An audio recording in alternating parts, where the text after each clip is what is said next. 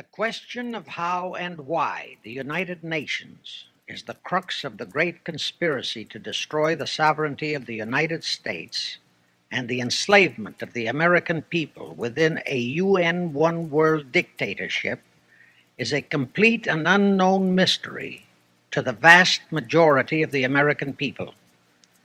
The reason for this unawareness of the frightening danger to our country and to the entire free world is simple. The masterminds behind this great conspiracy have absolute control of all of our mass communications media, especially television, the radio, the press, and Hollywood. We all know that our State Department, the Pentagon, and the White House have brazenly proclaimed that they have the right and the power to manage the news, to tell us not the truth, but what they want us to believe. They have seized that power on orders from their masters of the great conspiracy. And the objective is to brainwash the people into accepting the phony peace bait to transform the United States into an enslaved unit of the United Nations one world government. First of all, bear in mind that the so-called UN police action in Korea, fought by the United States, in which 150,000 of our sons were murdered and maimed, was part of the plot, just as the undeclared by Congress war in Vietnam, in which our sons are dying, is part of the plot, just as the plot against Rhodesia and South Africa, in which our sons will be dying, is part of the UN plot.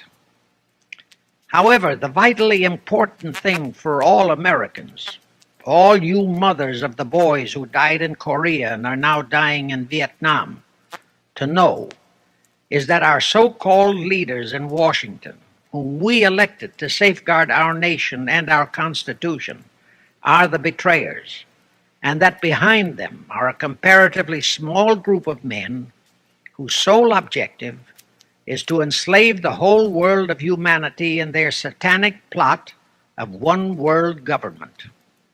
Now, in order to give you a very clear picture of this satanic plot, I will go back to its beginning, clear back in the middle of the 18th century, and name the men who put that plot into action, and then bring you down to the present, today's status of that plot. Now, as a matter of further intelligence, a term used by the FBI, let me clarify the meaning of the expression, "he is a liberal." The enemy, meaning the one world conspirators, have seized upon that word liberal as a cover-up for their activities. It sounds so innocent and so humanitarian to be liberal. Will make sure that the person who calls himself a liberal or is described as a liberal is not in truth a red. Now then, this satanic plot was launched back in the 1760s when it first came into existence under the name of the Illuminati. This Illuminati was organized by one Adam Weishaupt, born a Jew, who was converted to Catholicism and became a Catholic priest, and then, at the behest of the then newly organized House of Rothschild, defected and organized the Illuminati. Naturally, the Rothschilds financed that operation. And every war since then, beginning with the French Revolution, has been promoted by the Illuminati, operating under various names and guises. I say under various names and guises because after the Illuminati was exposed and became too notorious, Weishaupt and his co-conspirators began to operate under various other names. In the United States, immediately after World War I, they set up what they called the Council on Foreign Relations, commonly referred to as the CFR. And this CFR is actually the Illuminati in the United States. And its hierarchy, the masterminds in control of the CFR, to a very great extent, are the descendants of the original Illuminati conspirators. But to conceal that fact, most of them changed their original family names to American sounding names. For example, the true name of the Dillons, Clarence and Douglas Dillon, once Secretary of the U.S. Treasury Department, is Lepowski. I'll come back to all this later. There is a similar establishment of the Illuminati in England, operating under the name of the British Institute of International Affairs. There are similar secret Illuminati organizations in France, Germany, and other nations operating under different names. And all these organizations, including the CFR, continuously set up numerous subsidiary or front organizations that are infiltrated into every phase of the various nations' affairs. But at all times, the operations of these organizations were and are masterminded and controlled by the internationalist bankers, who in turn were and are controlled by the Rothschilds. The details of how they accomplished the setting up of the CFR in the United States, as also in the other nations, are far too voluminous to be described in this dissertation. But you can find it complete in News Bulletin number 122, entitled UN is Spawn of the Illuminati, and News Bulletin number 123, entitled CFR Completely Unmasked as Illuminati. Both are published by the Cinema Educational Guild, Post Office Box 46205, Hollywood, California. You can get them for 50 cents per copy by writing to that address. Those news bulletins reveal the names of the original founders of the Illuminati and the Americanized names of their descendants in the present CFR. Now I'll go back to the activities of the original Illuminati conspirators. As revealed in News Bulletin number 122, one branch of the Rothschild family had financed Napoleon. Another branch of the Rothschilds, both branches the real masterminds of the Illuminati, financed Britain, Germany, and the other nations in the Napoleonic Wars. Immediately after the Napoleonic Wars, the Illuminati assumed that all the nations were so destitute and so weary of wars that they'd be glad for any solution. So the Rothschild stooges set up what they called the Congress in Vienna, and at that meeting they tried to create the first League of Nations, their first attempted one world government, on the theory that all the crowned heads of the European governments were so deeply in debt to them that they would, willingly or unwillingly, serve as their stooges. But the Tsar of Russia caught the stench of the plot and completely torpedoed it. The enraged Nathan Rothschild, then the head of that dynasty, vowed that someday he or his descendants would destroy the Tsar and his entire family. And his descendants did accomplish that very threat in 1917. At this point, bear in mind that the Illuminati was not set up to operate on a short-range basis. Normally, a conspirator of any type enters into a conspiracy with the expectation of achieving his objective during his own lifetime, but that was not the case with the Illuminati. True, they hoped to accomplish their objective during their lifetime. But, paraphrasing The Show Must Go On, the Illuminati operates on the very long-range basis. Whether it will take scores of years or even centuries, they have dedicated their descendants to keep the plot boiling until they hope the conspiracy is achieved. Now let's go back to the birth of the Illuminati. Adam Weishaupt was a Jesuit-trained professor of canon law, teaching in Ingolstadt University when he defected from Christianity to embrace the Luciferian conspiracy.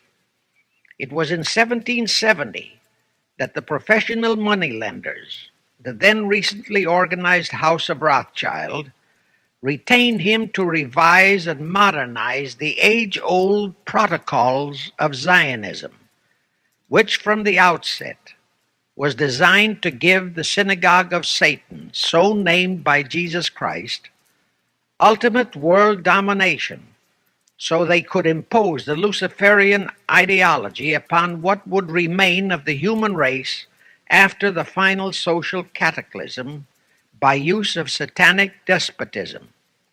Weishaupt completed his task May 1st, 1776. Now you know why May 1 is the great day with all communist nations to this very day. That was the day, May 1, 1776, that Weishaupt completed his plan and officially organized the Illuminati to put the plan into execution. That plan required the destruction of all existing governments and religions. That objective was to be reached by dividing the masses of people whom he, Weishaupt, termed Goyim, or human cattle, into opposing camps in ever-increasing numbers on political, social, economic, and other issues, the very conditions we have in our country today. The opposing sides were then to be armed and incidents provided which would cause them to fight and weaken themselves and gradually destroy national governments and religious institutions. Again, I say, the very conditions in the world today. And at this point, let me stress a prime feature of the Illuminati plans. When and if their blueprint for world control, the protocols of the elders of Zion, is discovered and exposed, they would wipe all the Jews off the face of the earth in order to divert suspicions from themselves. If you think this is far-fetched, bear in mind that they permitted Hitler, a liberal socialist himself, who was financed by Krupp, Kennedy, the Warburgs, and the Rothschilds, to incinerate 600,000 Jews. Now, just why did the conspirators choose the word Illuminati for their satanic organization? Weishaupt himself said that the word is derived from Lucifer and means holders of the light, using the lie that his objective was to bring about a one-world government to enable those with mental ability to govern the world and prevent all wars in the future. In short, using the word peace on earth as his bait, exactly as that same bait, peace, was used by the 1945 conspirators to foist the United Nations on us. Weishaupt, financed, I repeat, by the Rothschilds, recruited some 2,000 paid followers. These included the most intelligent men in the fields of arts and letters, education, the sciences, finance, and industry. He then established lodges of the Grand Orient, Masonic lodges, to be their secret headquarters. And I again repeat that in all of this, he was acting under orders from the House of Rothschild. The main features of the Weishaupt plan of operation required his Illuminati to do the following things to help them to accomplish their purpose. Number one, use monetary and sex bribery to obtain control of men already in high places in the various levels of all governments and other fields of endeavor. Once influential persons had fallen for the lies, deceits, and temptations of the Illuminati, they were to be held in bondage by application of political and other forms of blackmail, threats of financial ruin, public exposure, and physical harm, even death, to themselves and loved members of their families. Do you realize how many present top officials in our federal government in Washington are controlled in just that way by the CFR? Do you realize how many homosexuals in our State Department, the Pentagon, all federal agencies, even in the White House, are controlled that way? Number two, Illuminati and the faculties of colleges and universities were to cultivate students possessing exceptional mental ability, belonging to well-bred families with international leanings, and recommend them for special training in internationalism. Such training was to be provided by granting scholarships to those selected by the Illuminists. That gives you an idea what a Rhodes Scholarship means. It means indoctrination into accepting the idea that only a one-world government can put an end to recurring wars and strife. That's how the United Nations was sold to the American people. One of the most notable Rhodes Scholars we have in our country is Senator William J. Fulbright, sometimes referred to as Half-Bright. His entire voting record spells Illuminati. All such scholars were to be first persuaded and then convinced that men of special talent and brains have the right to rule those less gifted, on the ground that the masses don't know what is best for them physically, mentally, and spiritually. In addition to the Rhodes and similar scholarships, today there are 3 special Illuminati schools located in Gordonstown in Scotland, Salem in Germany, and Anavryta in Greece. These 3 are known ones, but there are others that are kept undercover. Prince Philip, the husband of Britain's Queen Elizabeth, was educated at Gordonstown at the instigation of Lord Louis Mountbatten, his uncle, a Rothschild relative who became Britain's admiral of the fleet after World War II ended. Number 3, all influential people trapped into coming under the control of the Illuminati, plus the students who had been specially educated and trained, were to be used as agents and placed behind the scenes of all governments as experts and specialists, so they would advise the top executives to adopt policies which would, in the long run, serve the secret plans of the Illuminati one world conspiracy and bring about the destruction of the governments and religions they were elected or appointed to serve.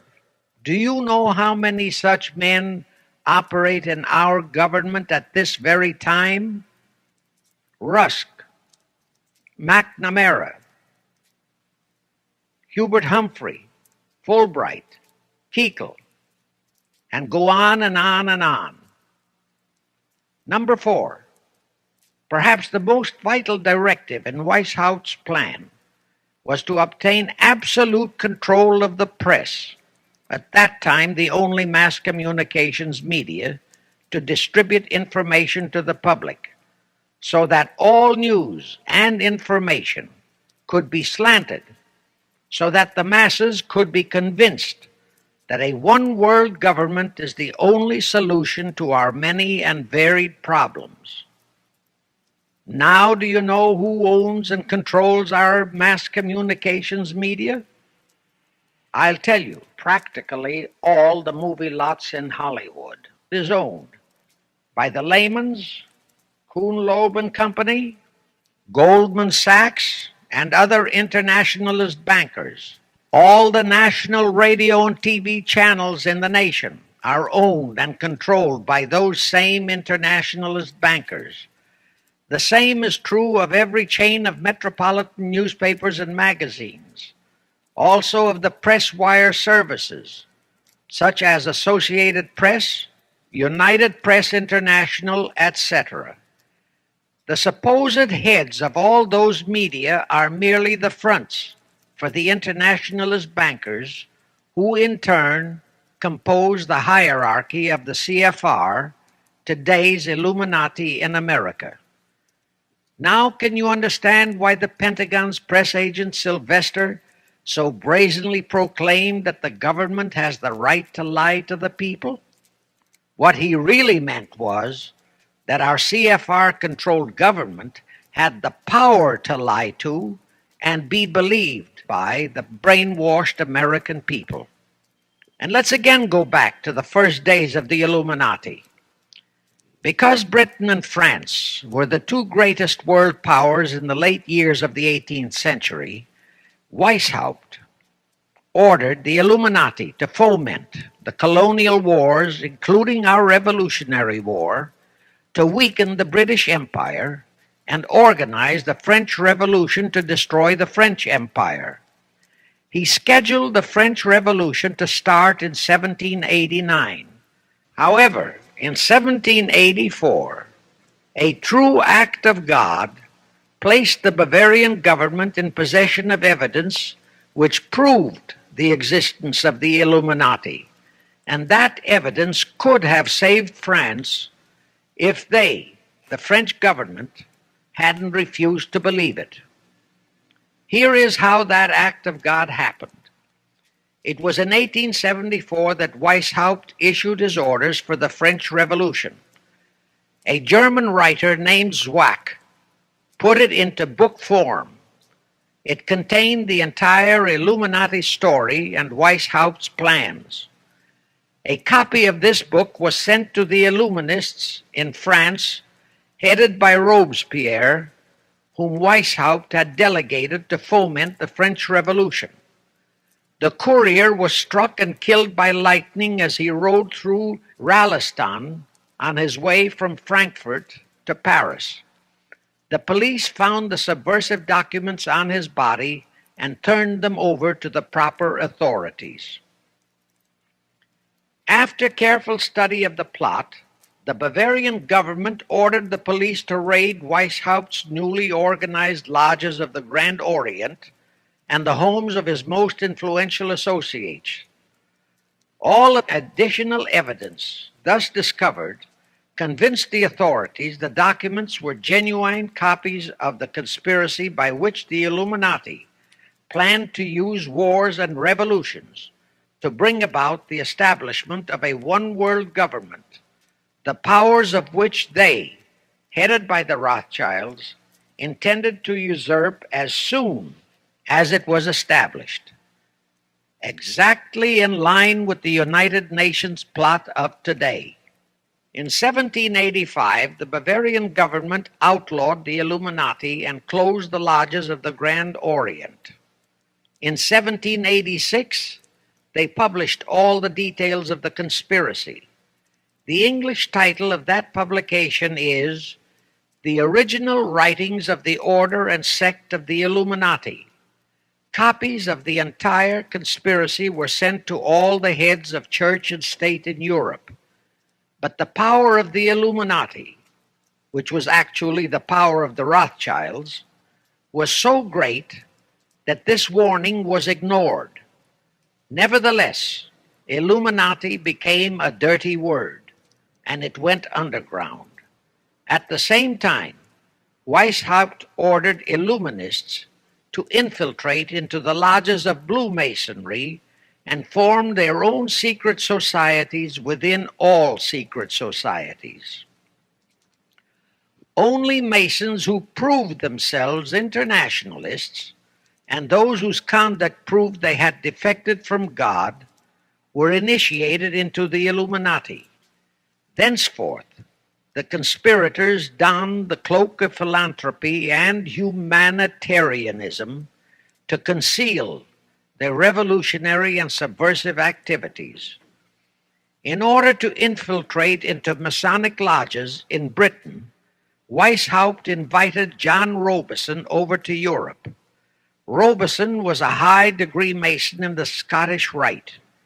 He was a professor of natural philosophy at Edinburgh University and secretary of the Royal Society of Edinburgh. Robison did not fall for the lie that the objective of the Illuminati was to create a benevolent dictatorship, but he kept his reactions to himself so well that he was entrusted with a copy of Weishaupt's revised conspiracy for study and safekeeping. Anyway, because the heads of state and church in France were deluded into ignoring the warnings given them, the revolution broke out in 1789 as scheduled by Weishaupt. In order to alert other governments to their danger, in 1798 Robison published a book entitled Proof of a Conspiracy to Destroy All Governments and Religions. But his warnings were ignored, exactly as our American people have been ignoring all warnings about the United Nations and the Council on Foreign Relations, the CFR.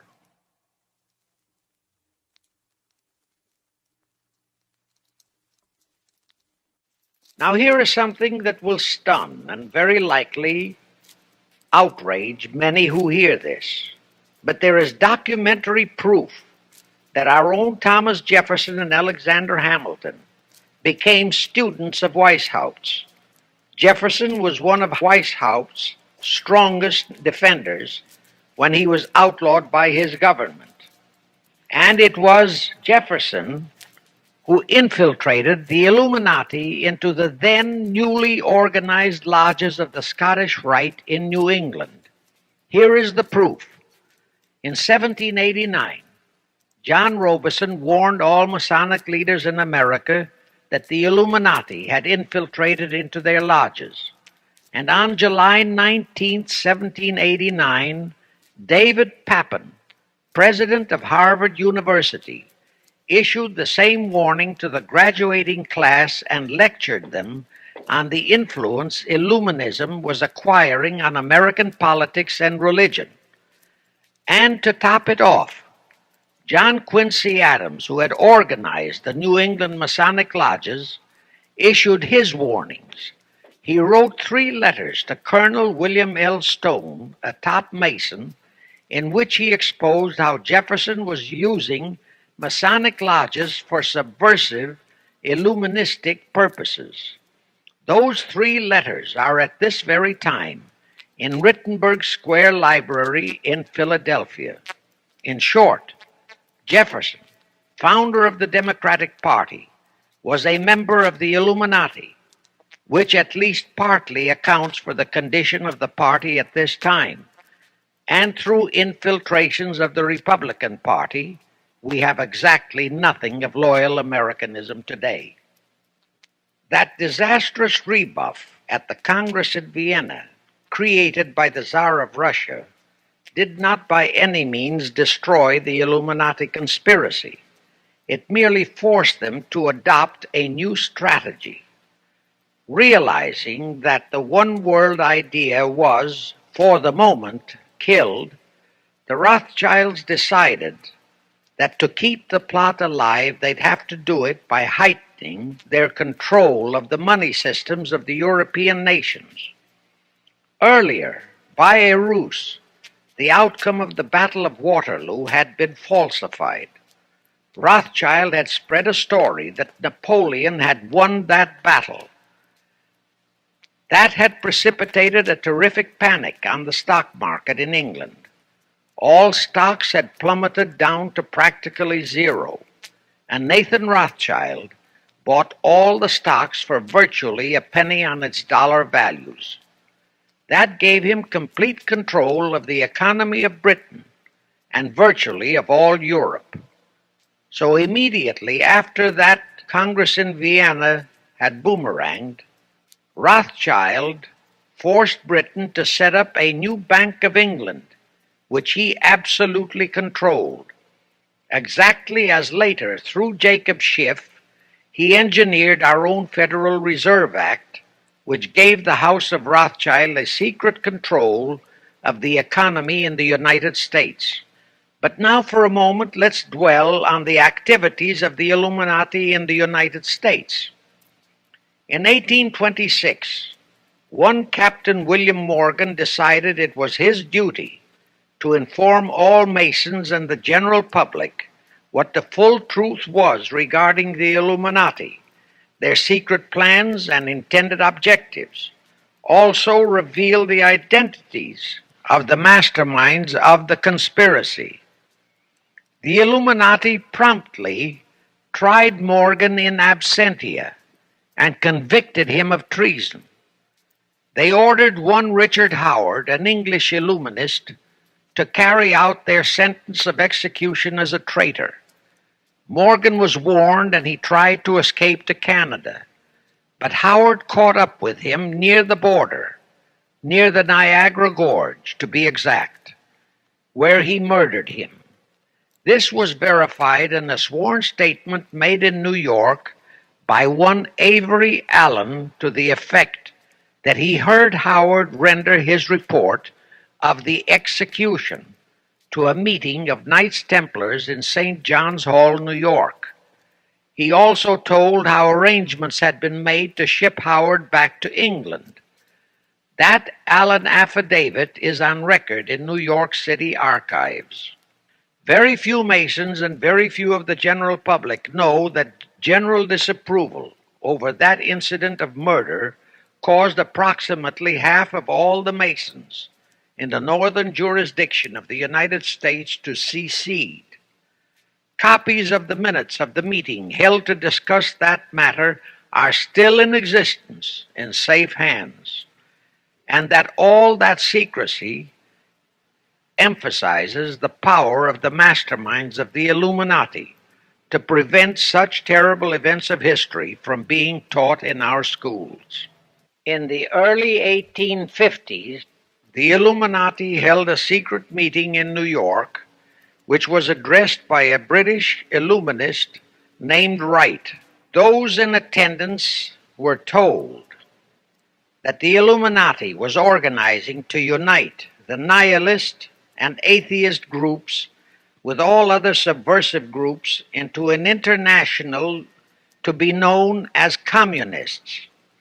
That was when the word communist first came into being, and it was intended to be the supreme weapon and scare word to terrify the whole world and drive the terrorized peoples into the Illuminati one world scheme.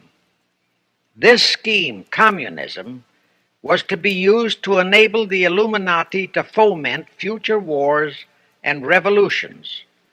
Clinton Roosevelt, a direct ancestor of Franklin Roosevelt, Horace Greeley and Charles Dana, foremost newspaper publishers of that time, were appointed to head a committee to raise funds for the new venture.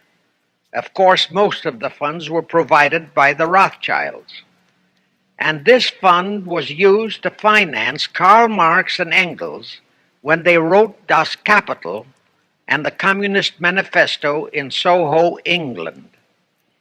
And this clearly reveals that communism is not a so-called ideology, but a secret weapon, a bogeyman word to serve the purpose of the Illuminati. Weishaupt died in 1830, but prior to his death he prepared a revised version of the age-old conspiracy, the Illuminati, which, under various aliases, was to organize, finance, direct, and control all international organizations and groups by working their agents into executive positions at the top.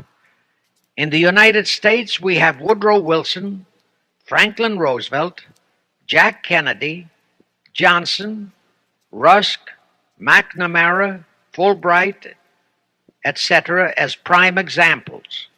In addition, While Karl Marx was writing the Communist Manifesto under the direction of one group of Illuminists, Professor Karl Ritter of Frankfurt University was writing the antithesis under direction of another group. The idea was that those who direct the overall conspiracy could use the differences in those two so-called ideologies to enable them to divide larger and larger members of the human race into opposing camps so that they could be armed and then brainwashed into fighting and destroying each other, and particularly to destroy all political and religious institutions. The work Ritter started was continued after his death and completed by the German so-called philosopher Friedrich Wilhelm Nietzsche, who founded Nietzscheism. This Nietzscheism was later developed into fascism and then into Nazism and was used to foment World Wars I and II. In 1834, the Italian revolutionary leader Giuseppe Mazzini was selected by the Illuminati to direct their revolutionary program throughout the world. He served in that capacity until he died in 1872. But some years before he died, Mazzini had enticed an American general named Albert Pike into the Illuminati. Pike was fascinated by the idea of a one-world government, and ultimately he became the head of this Luciferian conspiracy.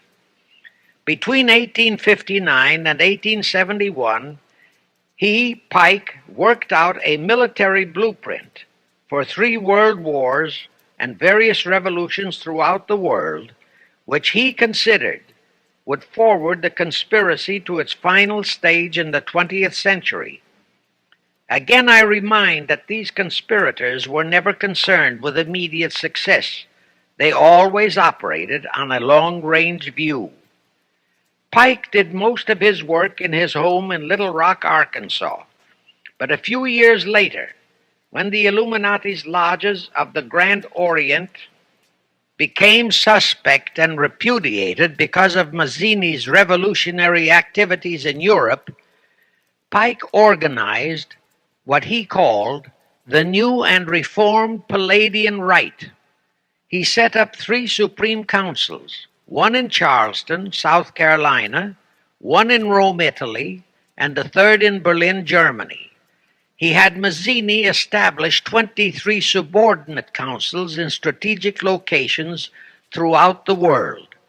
These have been the secret headquarters of the world revolutionary movement ever since.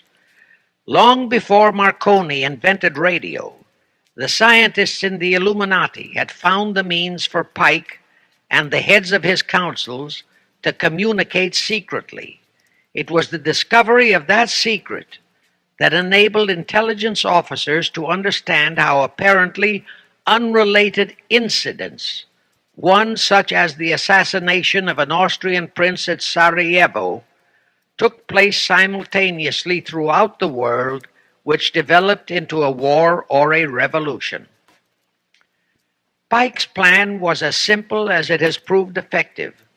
It called for communism, Nazism, political Zionism, and other international movements be organized and used to foment 3 global world wars and at least 2 major revolutions.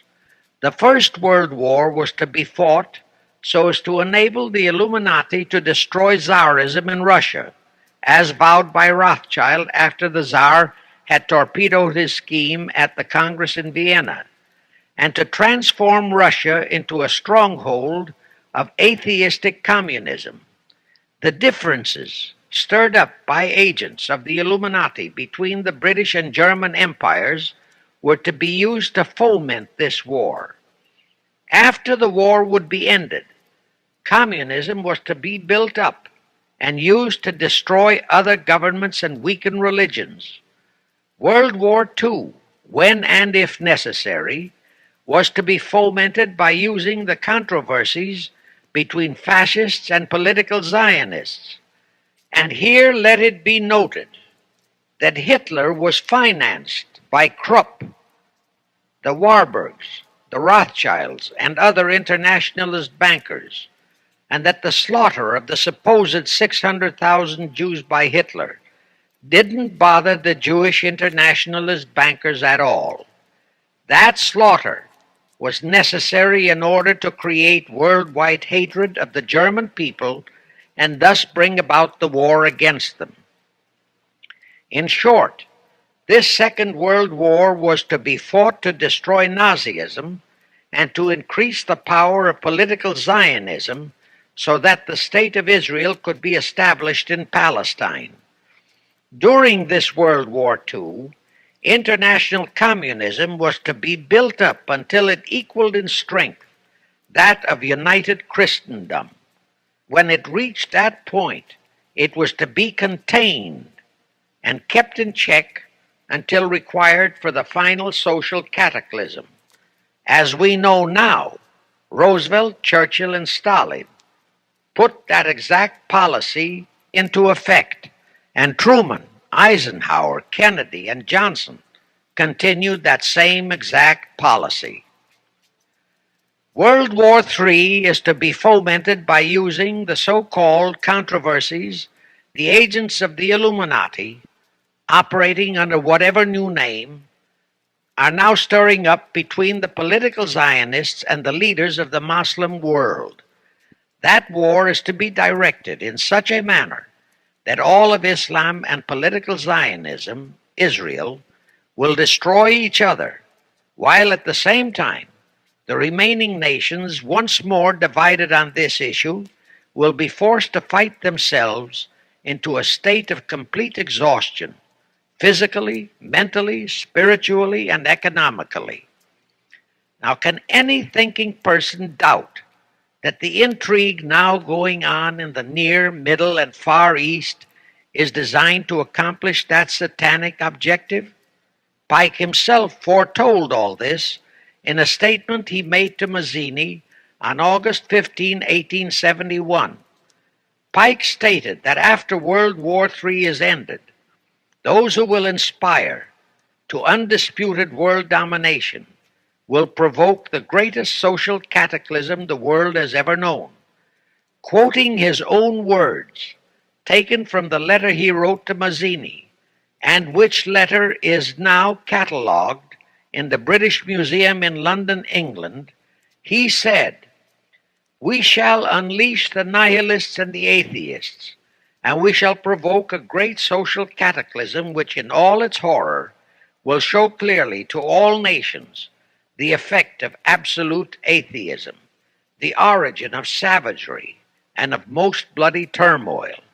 Then everywhere the people forced to defend themselves against the world minority of revolutionaries will exterminate those destroyers of civilization, and the multitudes disillusioned with Christianity, whose deistic spirits will be from that moment on without direction and leadership, and anxious for an ideal but without knowledge where to send its adoration, will receive the true light through the universal manifestation of the pure doctrine of Lucifer, brought finally out into public view, a manifestation which will result from a general reactionary movement which will follow the destruction of Christianity and atheism, both conquered and exterminated at the same time."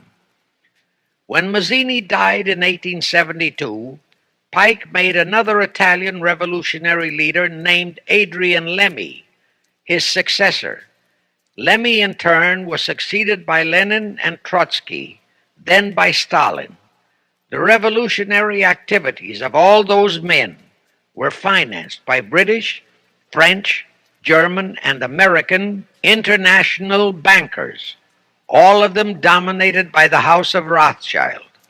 We are supposed to believe that the international bankers of today, like the money changers of Christ's day, are only the tools or agents of the great conspiracy, but actually they are the masterminds behind all of it. While the general public has been brainwashed by all the mass communications media into believing that communism is a movement of the so-called workers, the actual fact is that both British and American intelligence officers have authentic documentary evidence that international liberals operating through their international banking houses, particularly the House of Rothschild, have financed both sides in every war and revolution since 1776. Those who today comprise the conspiracy, the CFR in the United States, direct our governments, whom they hold in usury through such methods as the Federal Reserve System in America, to fight wars such as Vietnam, created by the United Nations, so as to further Pike's Illuminati plans to bring the world to that stage of the conspiracy when atheistic communism and the whole of Christianity can be forced into an all-out Third World War within each remaining nation as well as on an international scale. The headquarters of the Great Conspiracy in the late 1700s was in Frankfurt, Germany, where the House of Rothschild had been established by Mayer Anschelm, who adopted the Rothschild name and linked together other international financiers who had literally sold their souls to the devil. After the Bavarian government's exposure in 1786, the conspirators moved their headquarters to Switzerland, then to London. Since World War II, after Jacob Schiff, the Rothschilds' boy in America, died, the headquarters of the American branch has been in the Harold Pratt Building, New York, and the Rockefellers, originally protégés of Schiff, have taken over the manipulation of finances in America for the Illuminati. In the final phases of the conspiracy, the one world government will consist of the king dictator, head of the United Nations, the CFR, and a few billionaires, economists, and scientists who have proved their devotion to the great conspiracy. All others are to be integrated into a vast conglomeration of mongrelized humanity, actually slaves. Now let me show you how our federal government and the American people have been sucked into the one world takeover plot of the Illuminati Great Conspiracy. And always bear in mind that the United Nations was created to become the housing for that one world so-called liberal conspiracy. The real foundations of the plot for the takeover of the United States were laid during the period of our Civil War. Not that Weishaupt and the earlier masterminds had ever overlooked the New World. As I have previously indicated, Weishaupt had his agents planted over here as far back as the Revolutionary War. But George Washington was more than a match for them. It was during the Civil War that the conspirators launched their first concrete efforts. We know that Judah Benjamin, chief advisor of Jefferson Davis, was a Rothschild agent. We also know that there were Rothschild agents planted in Abraham Lincoln's cabinet who tried to sell him into a financial dealing with the House of Rothschild. But old Abe saw through the scheme and bluntly rejected it, thereby incurring the undying enmity of the Rothschilds, exactly as the Russian Tsar did when he torpedoed their first League of Nations at the Congress in Vienna. Investigation of the assassination of Lincoln revealed that the assassin, Booth, was a member of a secret conspiratorial group. Because there were a number of highly important government officials involved, the name of the group was never revealed, and it became a mystery, exactly as the assassination of Jack Kennedy still is a mystery. But I am sure it will not for long remain a mystery. Anyway, the ending of the Civil War destroyed, temporarily, all chances of the House of Rothschild to get a clutch on our money system, such as they had acquired in Britain and other nations in Europe. I say temporarily because the Rothschilds and the masterminds of the conspiracy never quit. So they had to start from scratch, but they lost no time in getting started. Shortly after the Civil War, a young immigrant who called himself Jacob H. Schiff arrived in New York. Jacob was a young man with a mission for the House of Rothschild. Jacob was the son of a rabbi, born in one of Rothschild's houses in Frankfurt, Germany. I won't go deeply into his background. The important point is that Rothschild recognized in him not only a potential money wizard, but more important, he also saw the latent Machiavellian qualities in Jacob that could, as it did, make him an invaluable functionary in the great one-world conspiracy. After a comparatively brief training period in the Rothschilds' London bank, Jacob left for America with instructions to buy into a banking house, which was to be the springboard to acquire control of the money system of the United States. Actually, Jacob came here to carry out 4 specific assignments. Number 1, and most important, was to acquire control of America's money system. Number 2, find desirable men who, for a price, would be willing to serve as stooges for the great conspiracy and promote them into high places in our federal government, our Congress, in the U.S. Supreme Court, and all federal agencies. Number 3, create minority group strife throughout the nations, particularly between whites and blacks. Number 4, create a movement to destroy religion in the United States, but Christianity to be the chief target. Earlier, I stated that Jacob Schiff came to America with orders by Rothschild to carry out 4 specific directives. The first and most important one was to get control of the United States money system. Let's trace Schiff's step to accomplish that directive. As a first step, he had to buy into a banking house, but it had to be the kind of a house that he could absolutely control and mold for that primary objective of entrapping our U.S. money system. After carefully scouting around, Jacob bought a partnership in a firm that called itself Kuhn and Loeb. Like Schiff, Kuhn and Loeb were immigrants from German Jewish ghettos. They came to the United States in the mid-1840s. Both started their business careers as itinerant pack peddlers. In the early 1850s, they pooled their interests and set up a merchandising store in Lafayette, Indiana, under the firm name of Kuhn and Loeb, servicing the covered wagon settlers on their way west. In the years that followed, they set up similar stores in Cincinnati and St. Louis. Then they added pawnbroking to their merchandising pursuits. From that to money lending was a short and quick step. By the time Schiff arrived on the scene, Kuhn and Loeb was a well-known private banking firm, and this is the firm Jacob bought into. Shortly after he became a partner in Kuhn and Loeb, Schiff married Loeb's daughter, Teresa.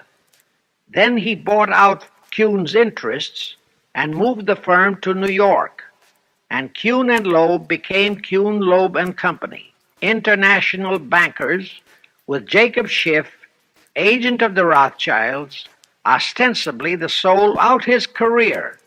This blend of Judas and Machiavelli, the first hierarch of the Illuminati, great conspiracy in America, posed as a generous philanthropist and a man of great holiness, the cover-up policy set forth by the Illuminati. As I have stated, the first great step of the conspiracy was to be the entrapment of our money system.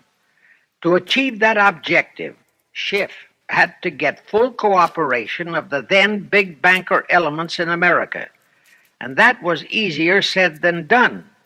Even in those years, Wall Street was the heart of the American money mart, and J.P. Morgan was its dictator.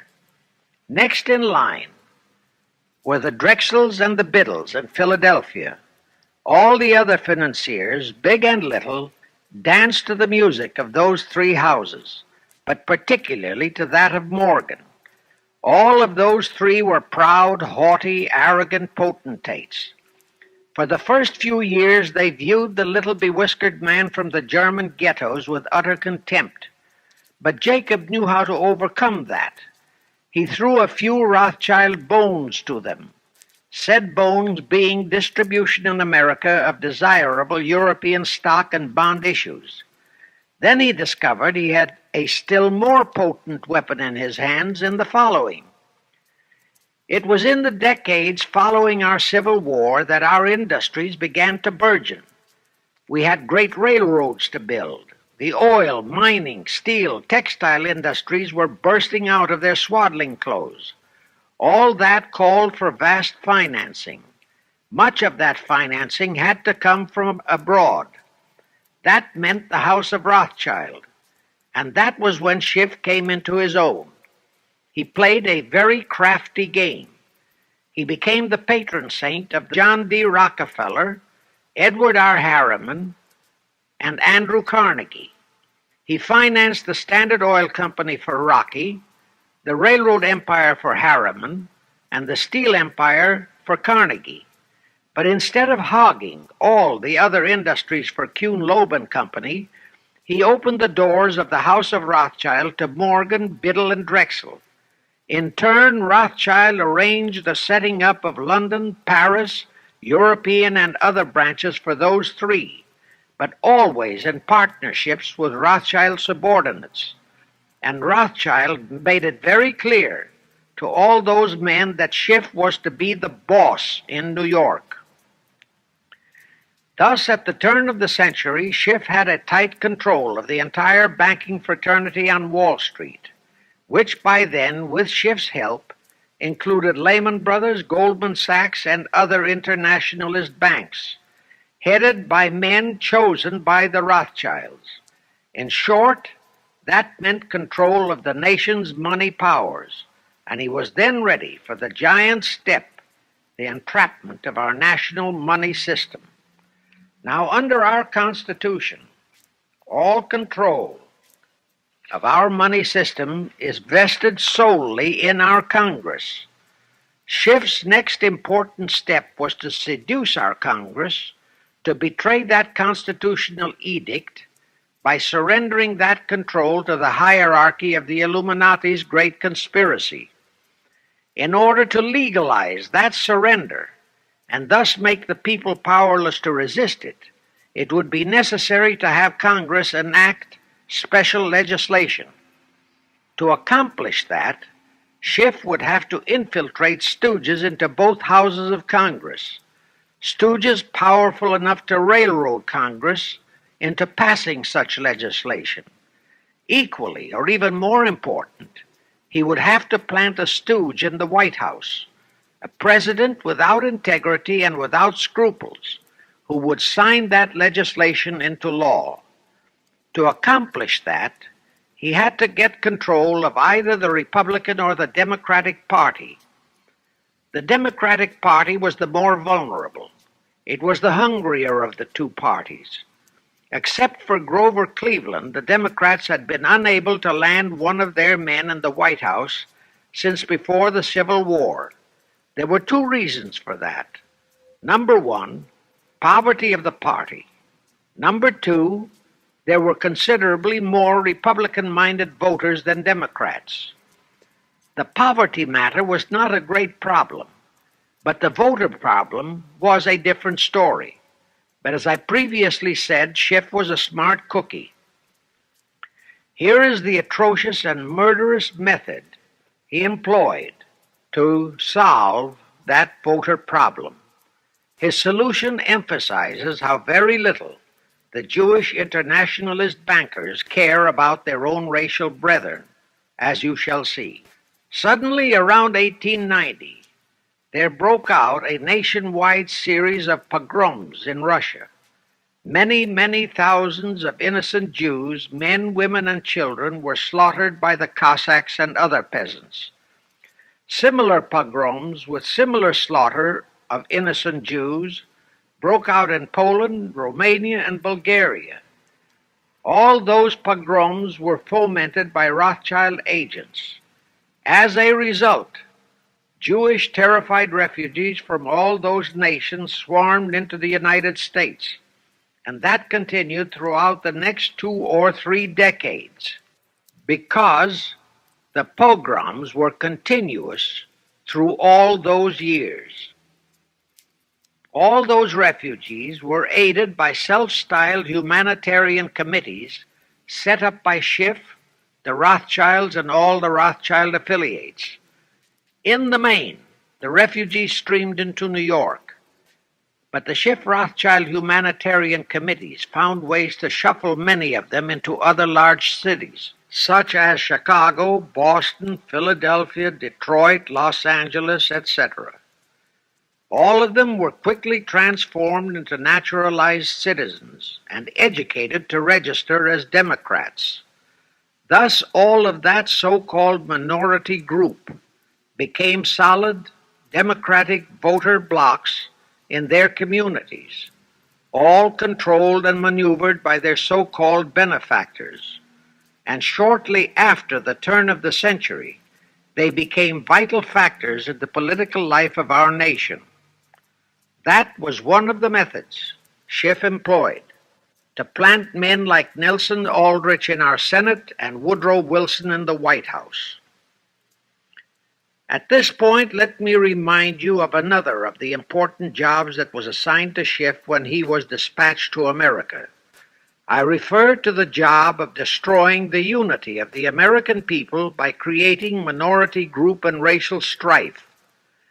By the pogrom-driven Jewish refugees into America, Schiff was creating one ready-made minority group for that purpose. But the Jewish people as a whole, made fearful by the pogroms, could not be depended upon to create the violence necessary to destroy the unity of the American people. But right within America, there was an already made-to-order, although as yet a sleeping, minority group, the Negroes, who could be sparked into so-called demonstrations, rioting, looting, murder, and every other type of lawlessness.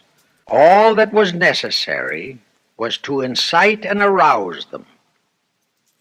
Together, those two minority groups, properly maneuvered, could be used to create exactly the kind of strife in America the Illuminati would need to accomplish their objective. Thus, at the same time that Schiff and his co-conspirators were laying their plans for the entrapment of our money system, they were also perfecting plans to hit the unsuspecting American people with an explosive and terrifying racial upheaval that would tear the people into hate fractions and create chaos throughout the nation, especially on all college and university campuses, all protected by Earl Warren decisions and our so-called leaders in Washington. Of course, perfecting those plans required time and infinitely patient organizing. Now, to remove all doubts, I'll take a few moments to give you documentary proof of this racial strife plot. First of all, they had to create leaderships and organizations to draw in millions of dupes, both Jewish and Negroes, who would do the demonstrating and commit the rioting, looting, and lawlessness. So in 1909, Schiff, the Lamans, and other conspirators organized and set up the National Association for the Advancement of the Colored People, known as the NAACP. The presidents, directors, and legal counsels of the NAACP were always white men, Jews appointed by Schiff. And this is the case to this very day. Then, in 1913, the Schiff Group organized the Anti-Defamation League of the B'nai B'rith, commonly known as the ADL, to serve as the Gestapo and hatchetman outfit for the entire Great Conspiracy. Today, this sinister ADL maintains over 2,000 agencies in all parts of the country, and they advise and completely control every action of the NAACP, CORE, of the Urban League, of all the other so-called Negro civil rights organizations throughout the nation, including such leaders as Martin Lucifer King, Stokely Carmichael, Bayard Rustin, and others of that ilk. In addition, the ADL acquired absolute control of the advertising budgets of many department stores, hotel chains, and TV and radio industrialist sponsors, also advertising agencies, in order to control practically all the mass communications media and force every loyal newspaper to slant and falsify the news, and to further incite and at the same time create sympathy for the lawlessness and violence of the Negro mobs. Here is documentary proof of the beginning of their deliberate plot to foment the Negroes into all their lawlessness. Around 1910, one Israel Zangwill wrote a play entitled The Melting Pot. It was sheer propaganda to incite the Negroes and Jews, because the play purportedly visualized how the American people were discriminating against and persecuting Jews and Negroes. At that time, nobody seemed to realize that it was a propaganda play. It was that cleverly written. The propaganda was well wrapped up in the truly great entertainment in the play, and it was a big Broadway hit. Now, in those years, the legendary Diamond Jim Brady used to throw a banquet at the famous Delmonico restaurant in New York after the opening performance of a popular play. He threw such a party for the cast of The Melting Pot, its author, producer, and chosen Broadway celebrities. By then, I'd already made a personal mark on the Broadway theater and was invited to that party. There I met George Bernard Shaw and a Jewish writer named Israel Cohen. Zangwill, Shaw, and Cohen were the triumvirate who created the Fabian Society in England and had worked closely with a Frankfurt Jew named Mordecai, who had changed his name to Karl Marx. But remember, at that time, both Marxism and communism were just emerging, and nobody paid much attention to either, and nobody suspected the propaganda in the writings of those three really brilliant writers. At that banquet, Israel Cohen told me he was then engaged in writing a book which was to be a follow-up on Zangwill's The Melting Pot. The title of his book was to be A Racial Program for the 20th Century. At that time, I was completely absorbed by my work as a playwright, and significant as that title was, its real objective never dawned on me, nor was I interested in reading the book. But it suddenly hit me with the force of a hydrogen bomb when I received a newspaper clipping of an item published by the Washington, D.C. Evening Star in May 1957. That item was a verbatim reprint of the following excerpt in Israel Cohen's book, A Racial Program for the 20th Century, and it reads as I quote, "We must realize that our party's most powerful weapon is racial tension. By propounding into the consciousness of the dark races that for centuries they have been oppressed by the whites, we can mold them to the program of the Communist Party. In America, we will aim for subtle victory. While inflaming the Negro minority against the whites, we will instill in the whites a guilt complex for their exploitation of the Negroes. We will aid the Negroes to rise to prominence in every walk of life. in the professions and in the world of sports and entertainment. With this prestige, the Negro will be able to intermarry with the whites and begin a process which will deliver America to our cause. That same excerpt was entered into the congressional record of June 7, 1957, by Representative Thomas G. Abernathy. Thus, the authenticity of that passage in Cohen's book was fully established. But the one question that remained in my mind was whether it represented the official policy or plot of the Communist Party or just a personal expression of Cohen himself. Hence I sought more proof, and I found it. In an official pamphlet published in 1935 by the New York Communist Party's official Workers' Library Publishers. That pamphlet was entitled The Negroes in a Soviet America. It urged the Negroes to rise up, form a Soviet state in the South, and apply for admission to the Soviet Union. It contained a firm pledge that the revolt would be supported by all American Reds and all so-called liberals.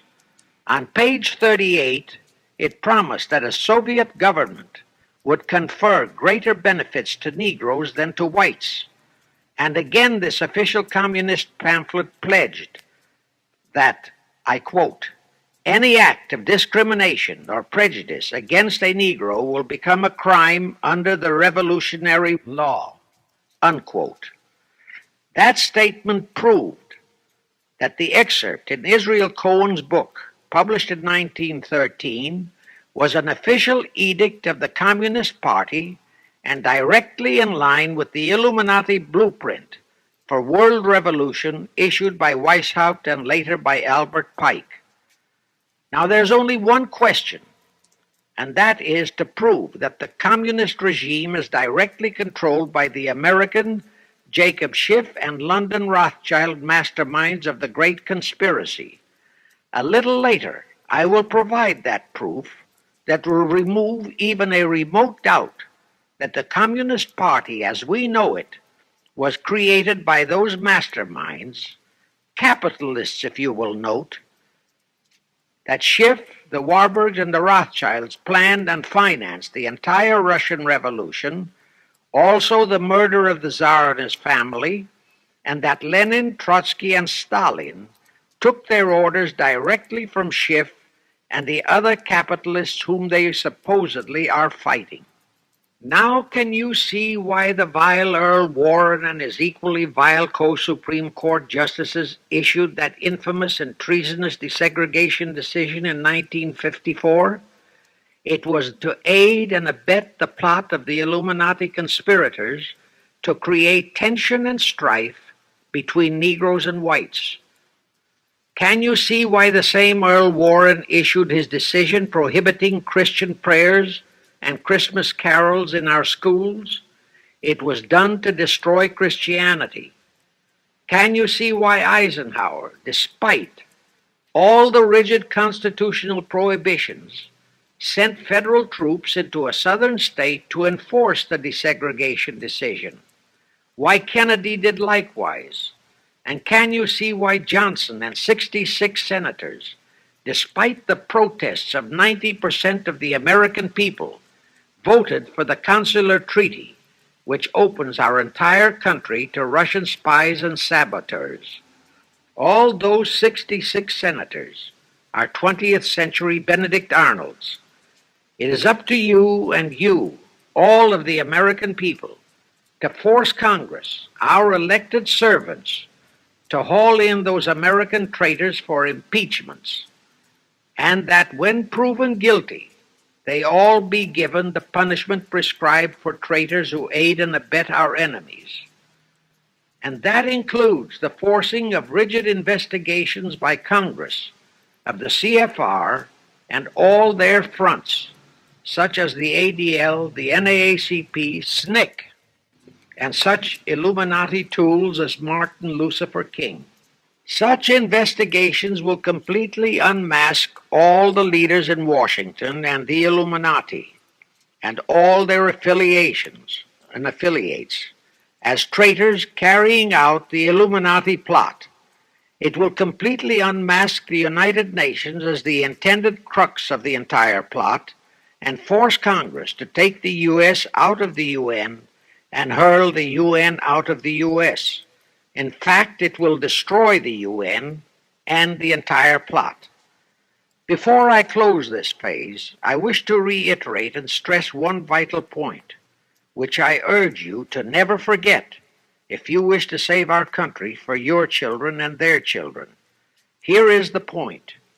Every unconstitutional and unlawful act committed by Woodrow Wilson, by Franklin Roosevelt, by Truman, Eisenhower, and Kennedy, and are now being committed by Johnson, is exactly in line with the Illuminati conspirators' centuries-old plot outlined by Weishaupt and Albert Pike.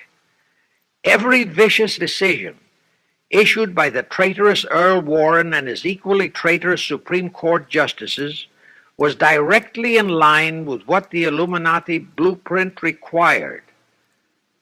That all the treason committed by our State Department under Rusk, and earlier by John Foster Dulles and Marshall, also all the treason committed by McNamara and his predecessors, is directly in line with that same Illuminati blueprint for the takeover of the world.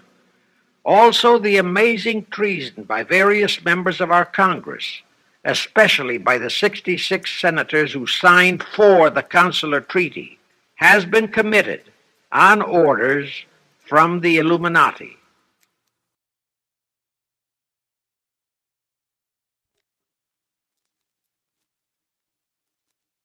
Now I will go back to Jacob Schiff's entrapment of our money system and the treasonous actions that followed.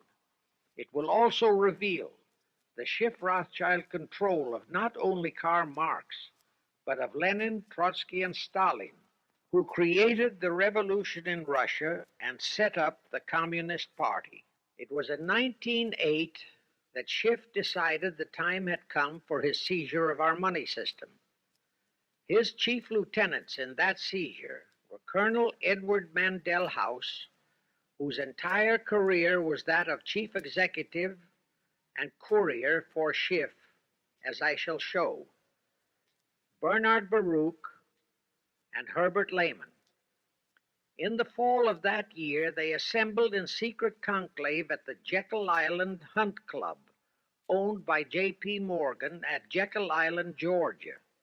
Among those present were J.P. Morgan, John D. Rockefeller, Colonel House, Senator Nelson Aldrich, Schiff, Stillman and Vanderlip of the New York National City Bank, W. and J. Seligman, Eugene Meyer, Bernard Baruch, Herbert Lehman, Paul Warburg, in short, all of the international bankers in America, all of them members of the hierarchy of the Illuminati's great conspiracy. A week later, they emerged with what they called the Federal Reserve System. Senator Aldrich was the stooge who was to railroad it through Congress. But they held that railroading in abeyance for one chief reason. They would first have to plant their man, an obedient stooge, in the White House to sign the Federal Reserve Act into law. They knew that even if the Senate would pass that act unanimously, the then newly elected President Taft would promptly veto it. So they waited. In 1912, their man, Woodrow Wilson, was elected to the presidency. Immediately after Wilson was inaugurated, Senator Aldrich railroaded the Federal Reserve Act through both houses of Congress, and Wilson promptly signed it, and the Federal Reserve Act became law. That heinous act of treason was committed in December 23, 1913, 2 days before Christmas, when all the members of Congress, except for several carefully picked representatives and 3 equally carefully picked senators, were away from Washington. How heinously treasonous was that act? I'll tell you. Our founding fathers knew full well the power of money. They knew that whoever had that power held the destiny of our nation in his hands.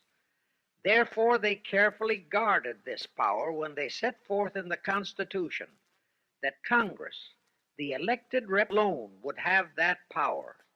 The constitutional language on this point is brief, concise, and specific, stated in Article 1, Section 8, Paragraph 5, defining the duties and powers of Congress, and I quote, to coin money, regulate the value thereof, and of foreign coin, and the standard of weights and measures, unquote.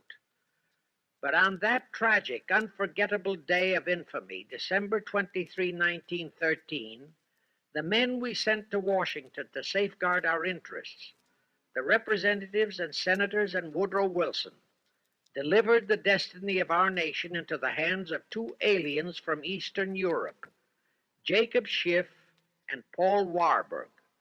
Warburg was a very recent immigrant who came here on orders from Rothschild for the express purpose of blueprinting that foul Federal Reserve Act. Now, the vast majority of the American people think that the Federal Reserve System is a United States government-owned agency. That is positively false. All of the stock of the Federal Reserve banks is owned by the member banks, and the heads of the member banks are all members of the hierarchy of the great Illuminati conspiracy known today as the CFR. The details of that act of treason in which many traitorous so-called Americans participated are far too long for this recording, but all those details are available in a book entitled The Federal Reserve Conspiracy, written by Eustace Mullins. In that book, Mullins tells the entire horrifying story and backs it up with unquestionable documentations. Aside from it being a truly fascinating and shocking story of that great betrayal, every American should read it as a matter of vital intelligence for the time when the whole American people will finally come awake and smash the entire conspiracy. And with God's help, that awakening will surely come. You can get a copy of that book from the publishers, the Christian Educational Association, 530 Chestnut Street. Now, if you think that those aliens and their co-conspirators would be content with just the control of our money system, you're in for another very sad shock. The Federal Reserve System gave the conspirators complete control of our money system, but it in no way touched the earnings of the people, because the Constitution positively forbids what is now known as the 20% withholding tax. But the Illuminati blueprint for one world enslavement called for the confiscation of all private property and control of individual earning powers.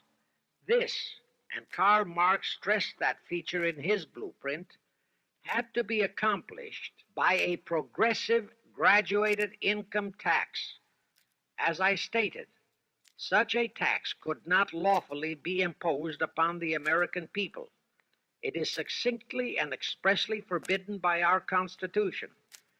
Thus, only an amendment to the Constitution could give the federal government such confiscatory powers. Well, that too was not an insurmountable problem for our Machiavellian plotters. The same elected leaders in both houses of Congress and the same Mr. Woodrow Wilson, who signed the infamous Federal Reserve Act into law, amended the federal income tax, known as a law of the land. Both are illegal under our Constitution. Same traitors signed both betrayals, the Federal Reserve Act and the 16th Amendment, into law. However, it seems that nobody ever realized that the 16th Amendment was set up to rob, and I do mean rob, the people of their earnings via the income tax provision. The plotters didn't fully use that provision until World War II, when that great humanitarian, Franklin Roosevelt, applied a 20% withholding tax on all small wage earners and up to 90% on higher incomes. Oh, of course, he faithfully promised that it would be only for the duration of the war. But what was a promise to such a charlatan who in 1940, when he was running for his third term, kept proclaiming, I say again and again and again that I will never send American boys to fight on foreign soil. Remember? He was proclaiming that even as he was already preparing to plunge us into World War II by enticing the Japanese into that sneak attack on Pearl Harbor to furnish him with his excuse. And before I forget, let me remind you that another charlatan named Woodrow Wilson used exactly that same campaign slogan in 1916. His slogan was, "Re-elect the man who will keep your sons out of the war."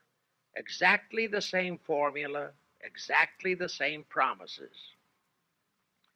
But wait, as Al Jolson used to say, you ain't heard nothing yet. That 16th Amendment income tax trap was intended to confiscate, rob, the earnings only of the common herd, you and me.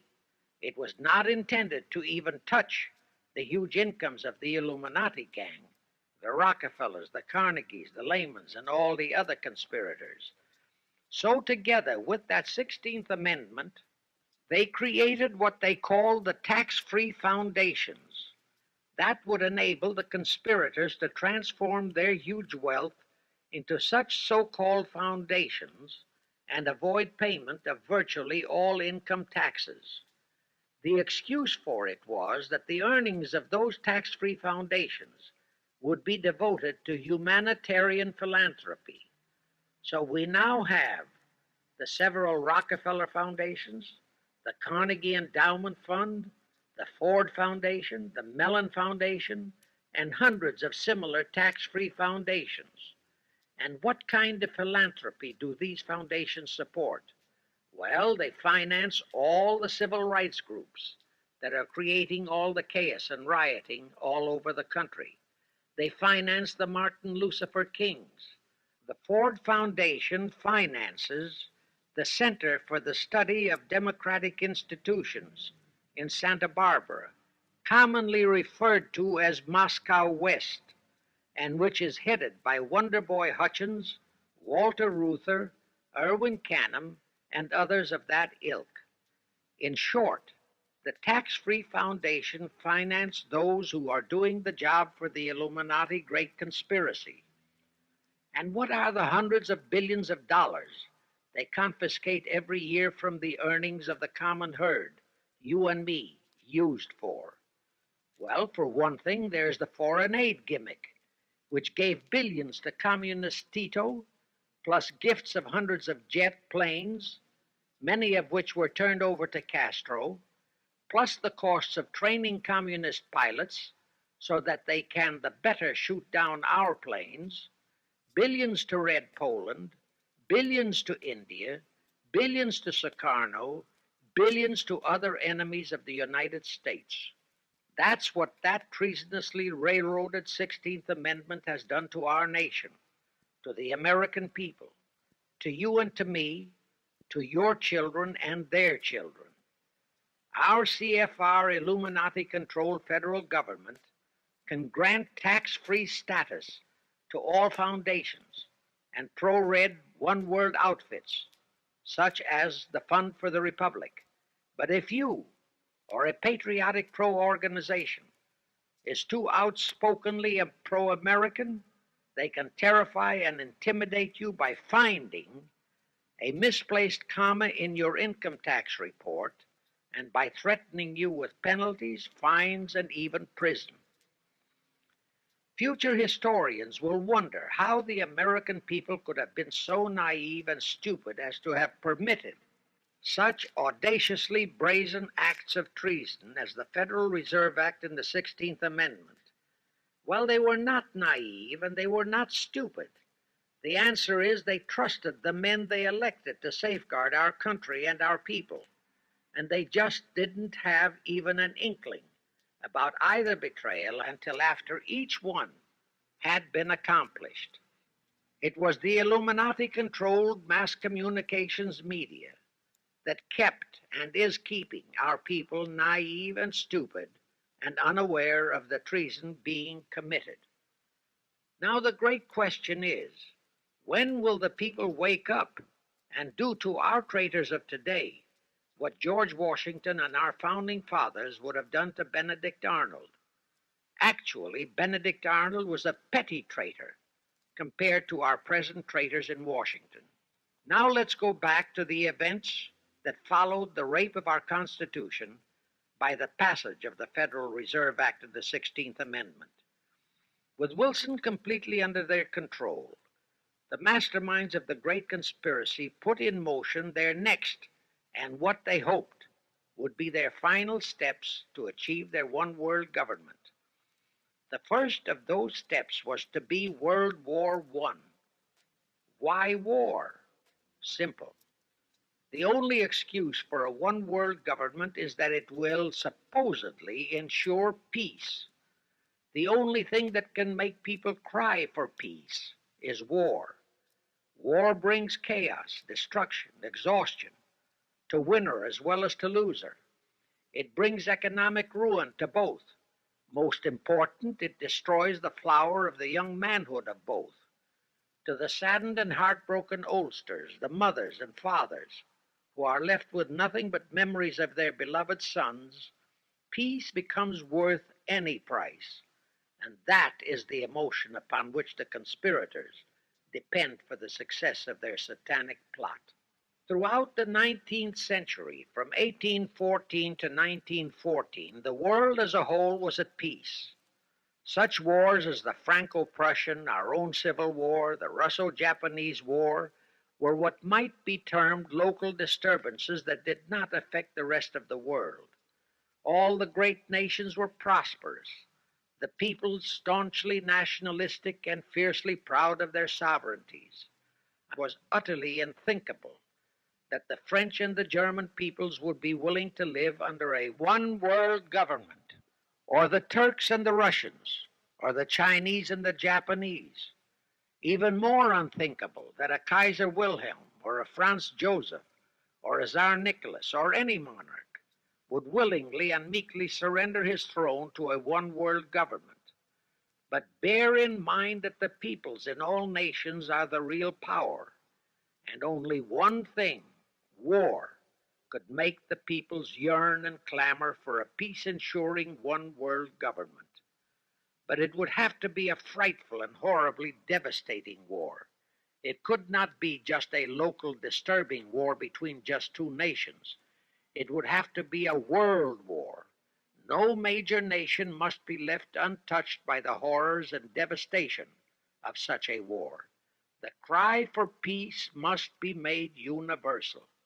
Actually, that was the format set by the Illuminati and Nathan Rothschild at the turn of the 19th century.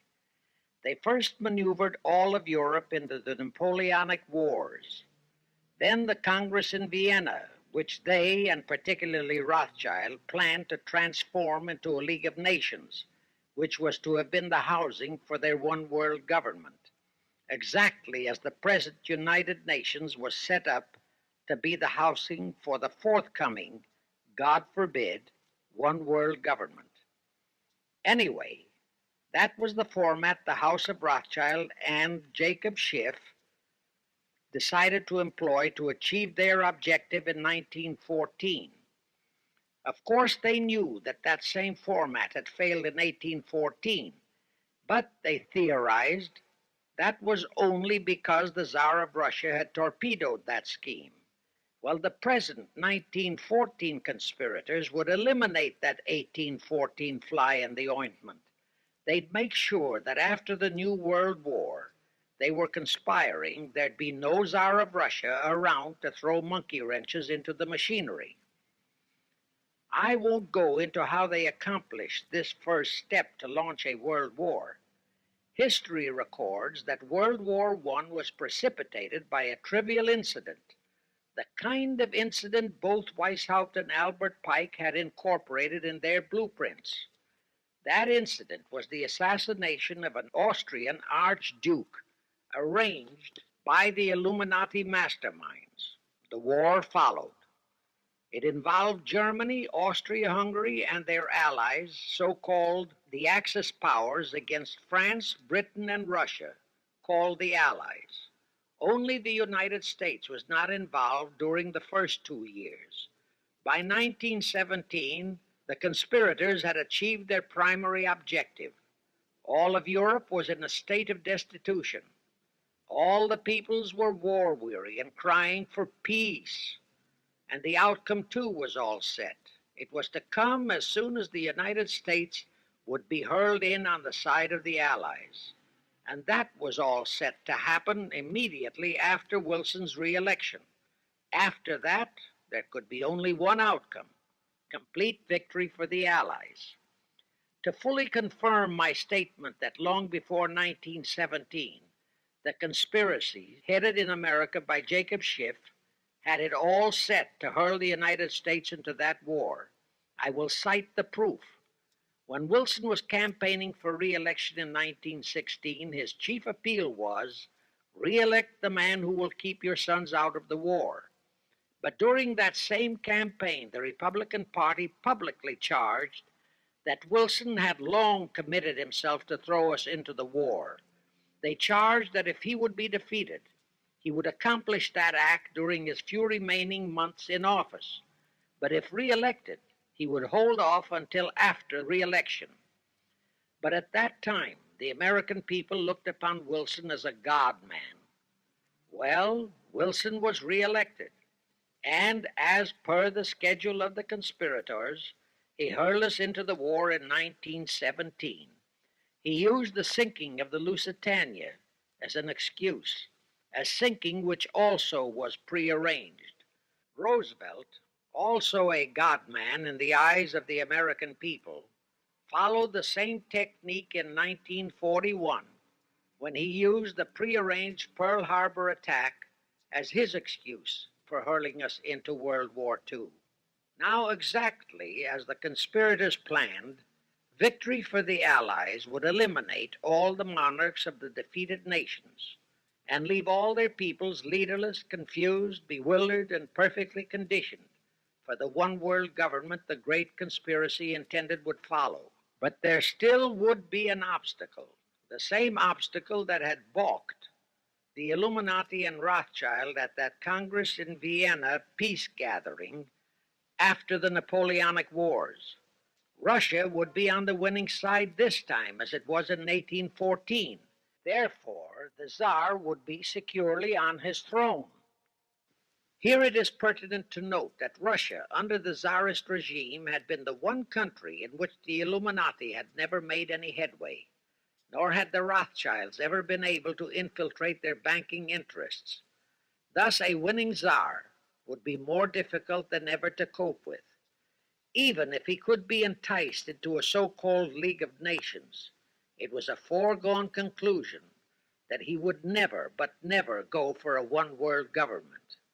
So even before the outbreak of World War I, the conspirators had a plan in the making to carry out Nathan Rothschild's vow of 1814, to destroy the Tsar and also murder all possible royal heirs to the throne. And it would have to be done before the close of the war, and the Russian Bolsheviki were to be their instruments in this particular plot. From the turn of the century, the chiefs of the Bolsheviki were Nikolai Lenin, Leon Trotsky, and later Joseph Stalin. Of course, those were not their true family names. Prior to the outbreak of the war, Lenin headquartered in Paris. After the outbreak, Switzerland became his haven. Trotsky's headquarters were on the Lower East Side in New York, largely the habitat of Russian Jewish refugees. Both Lenin and Trotsky were similarly bewhiskered and unkempt. In those days, that was the badge of Bolshevism. Both lived well, yet neither had a regular occupation. Neither had any visible means of support, yet both always had plenty of money. All those mysteries were solved in 1917. Right from the outset of the war, strange and mysterious goings-on were taking place in New York. Night after night, Trotsky darted furtively in and out of Jacob Schiff's palatial mansion. And in the dead of those same nights, there were gatherings of hoodlums of New York's Lower East Side, all of them Russian refugees, at Trotsky's headquarters, and all were going through some mysterious sort of training process. But it was all shrouded in mystery. Nobody talked, although it did leak out that Schiff was financing all of Trotsky's activities. Then suddenly Trotsky vanished. So did approximately 300 of his trained hoodlums. Actually, they were on the high seas in a Schiff-chartered ship bound for a rendezvous with Lenin and his gang in Switzerland. And on that ship was $20 million in gold, the $20 million Schiff provided to finance the Bolsheviki takeover of Russia. In anticipation of Trotsky's arrival, Lenin prepared to throw a party in his Switzerland hideaway. Men of the very highest places in the world were to be guests at that party. Among them were the mysterious Colonel Edward Mandel House, Woodrow Wilson's mentor and palsy-walsy, and more important, Schiff's special and confidential messenger. Another of the expectant guests was Warburg of the Warburg banking clan in Germany, who were financing the Kaiser, and whom the Kaiser had rewarded by making him chief of the secret police of Germany. In addition, there were the Rothschilds of London and Paris, also Litvinov, Kaganovich, Stalin, who was then head of a train and bank-robbing gang of bandits. He was known as the Jesse James of the Urals. And here I must remind that England and France were then long in war with Germany, and that on February 3, 1917, Wilson had broken off all diplomatic relations with Germany. Therefore, Warburg, Colonel House, the Rothschild, and all those others were enemies. But of course, Switzerland was neutral ground where enemies could meet and be friends, especially if they had some scheme in common. That Lenin party was very nearly wrecked by an unforeseen incident. The Schiff-chartered ship on its way to Switzerland was intercepted and taken into custody by a British warship.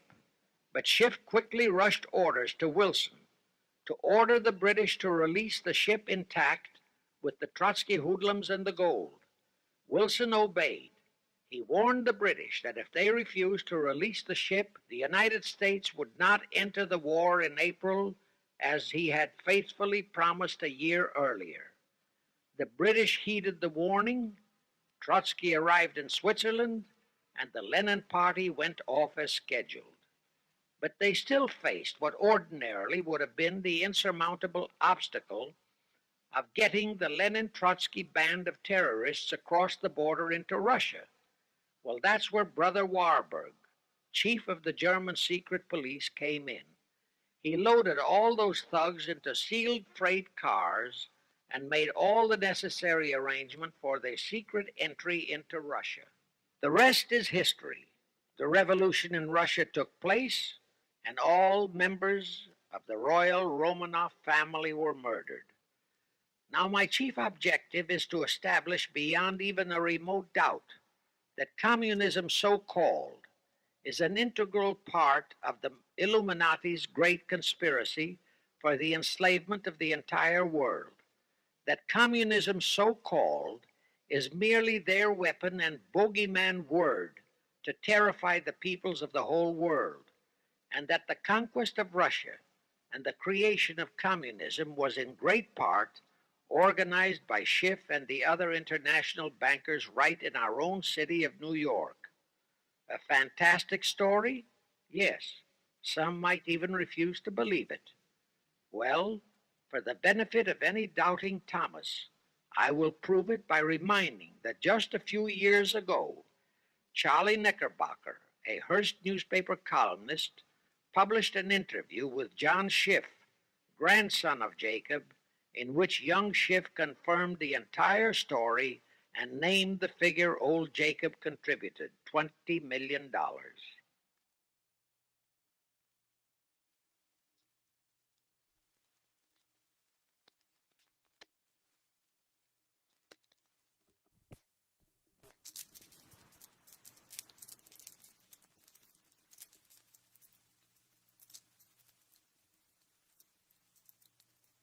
If anybody still has even a remote doubt that the entire menace of communism was created by the masterminds of the great conspiracy right in our own city of New York, I will cite the following historical fact.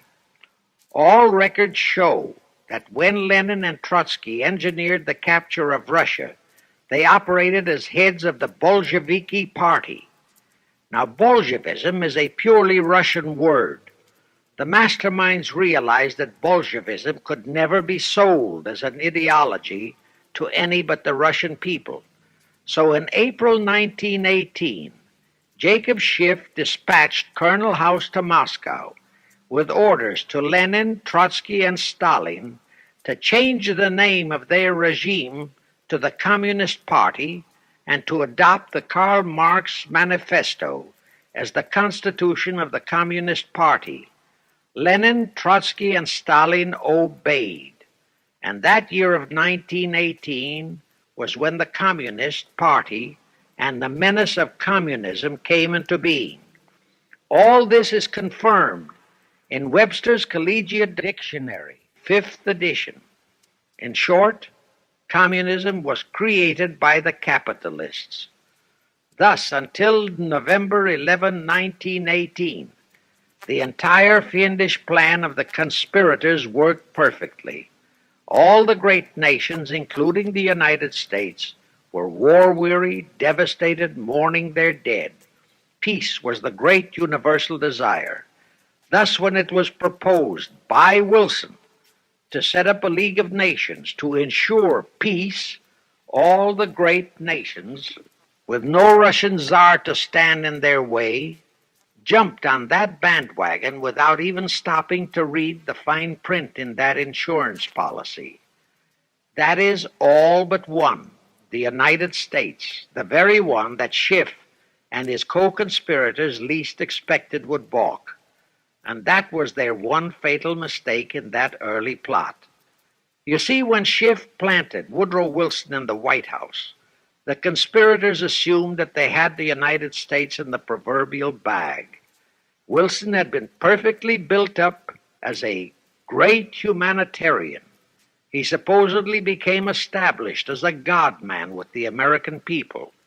There was every reason for the conspirators to have believed that he would easily hornswoggle Congress into buying the League of Nations sight unseen, exactly as the Congress of 1945 bought the United Nations sight unseen. But there was one man in the Senate in 1918 who saw through that scheme just as the Russian Tsar did in 1814. He was a man of great political stature, almost as great as that of Teddy Roosevelt, and fully as astute. He was highly respected and trusted by all members of both houses of Congress and by the American people. The name of that great and patriotic American was Henry Cabot Lodge, not the phony of today who called himself Henry Cabot Lodge Jr. until he was exposed. Lodge completely unmasked Wilson and kept the United States out of the League of Nations. Here it becomes of great interest to know the real reason for the Wilson League of Nations flop. As I previously stated, Schiff was sent to the United States to carry out 4 specific assignments. Number 1 and most important was to acquire complete control of the U.S. money system. Number 2, as outlined in the original Weishaupt Illuminati blueprint, he was to find the right kind of men to serve as stooges for the great conspiracy and promote them into the highest offices in our federal government, our Congress, our U.S. Supreme Court, and all federal agencies, such as the State Department, the Pentagon, the Treasury Department, etc. Number 3, destroy the unity of the American people by creating minority group strife throughout the nation, especially between the whites and blacks as outlined in Israel Cohen's book. Number 4, create a movement to destroy religion in the United States with Christianity to be the chief target or victim. In addition, he was strongly reminded of the imperative directive in the Illuminati blueprint to achieve full control of all mass communications media, to be used to brainwash the people into believing and accepting all of the maneuverings of the Great Conspiracy. Schiff was warned that only control of the press, at that time our only mass communications media, would enable him to destroy the unity of the American people. Now then, Schiff and his co-conspirators did set up the NAACP, the National Association for the Advancement of the Colored People, in 1909. And in 1913, he set up the Anti-Defamation League of the B'nai B'rith. Both were to create the necessary strife. But in the early years, the ADL operated very timidly, perhaps for fear of a pogrom-like action by an aroused and enraged American people. And the NAACP was practically dormant because its white leadership didn't realize that they would have to develop firebrand Negro leaders, such as Martin Lucifer King, for one, to spark the then completely satisfied and contented mass of Negroes. In addition, Schiff, was busy developing and infiltrating the Stooges to serve in all high places in our Washington government, and in the job of acquiring control of our money system and the creation of the 16th Amendment. He also was very busy with the organizing of the plot for the takeover of Russia. In short, he was kept so busy with all those jobs that he completely overlooked the supreme job of acquiring complete control of our mass communications media. That oversight was the direct cause for Wilson's failure to lure the United States into the League of Nations, because when Wilson decided to go to the people to overcome the opposition of the Lodge-controlled Senate, despite his established but phony reputation as a great humanitarian, he found himself faced by a solidly united people and by a loyal press whose only ideology was Americanism and the American way of life. At that time, due to the ineptness and ineffectiveness of both the ADL and the NAACP, there were no organized minority groups, no Negro problems, no so-called anti-Semitic problem to sway the people's thinking. There were no lefts, there were no rights, no prejudices for crafty exploitations. Thus, Wilson's League of Nations appeals fell on deaf ears. That was the end of Woodrow Wilson, the conspirator's great humanitarian. He quickly abandoned his crusade and returned to Washington, where he shortly died an imbecile brought on by syphilis. And that was the end of the League of Nations as a corridor into one world government. Of course, that debacle was a terrible disappointment to the masterminds of the Illuminati conspiracy. But they were not discouraged. As I have previously stressed, this enemy never quits. They simply decided to reorganize and try from scratch again. By this time, Schiff was very old and slow. He knew it. He knew that the conspiracy needed a new, younger, and more active generalship. So, on his orders, Colonel House and Bernard Baruch organized and set up what they called the Council on Foreign Relations, the new name under which the Illuminati would continue to function in the United States. The hierarchy, officers and directors of the CFR, is composed principally of descendants of the original Illuminati, many of whom had abandoned their old family names and acquired new Americanized names. For one example, we have Dillon, who was Secretary of Treasury of the United States, whose original name was Lepowski. Another example is Paley, head of the CBS TV channel, whose true name is Polinsky. The membership of the CFR is approximately 1,000 in number, and contains the heads of virtually every industrial empire in America, such as Blau, president of the U.S. Steel Corporation, Rockefeller, king of the oil industry, Henry Ford II, and so on. And, of course, all the international bankers, also the heads of the tax-free foundations, are officers and or active CFR members. In short, all the men who provide the money and the influence to elect the CFR chosen presidents of the United States, congressmen, senators, and who decide the appointments of our various secretaries of state, of the Treasury, of every important federal agency, are members of the CFR, and very obedient members indeed.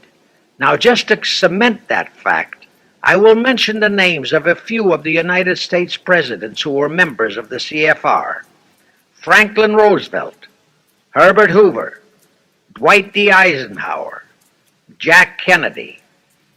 Others who were considered for the presidency are Thomas E. Dewey, Adlai Stevenson, Nixon, and Vice President of a CFR subsidiary, Barry Goldwater.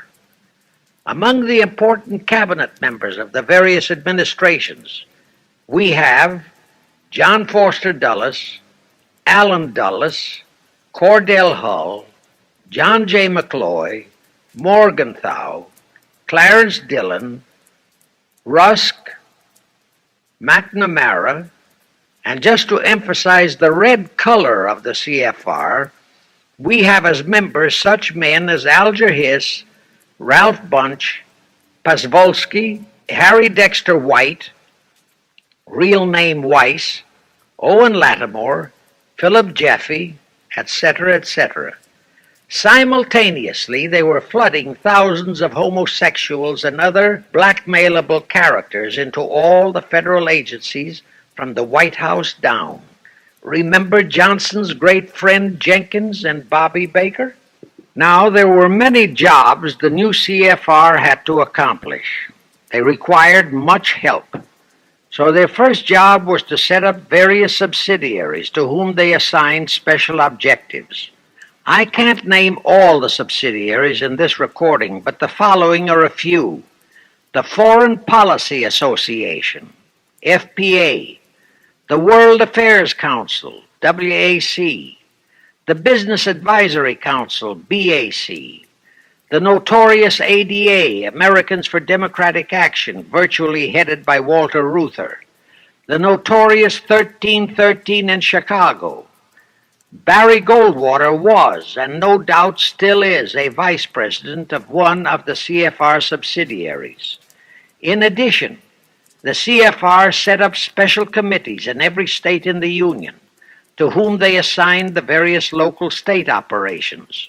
Simultaneously, the Rothschilds set up similar CFR-like control groups in England, France, Germany, and other nations to control world conditions and cooperate with CFR to bring about another world war.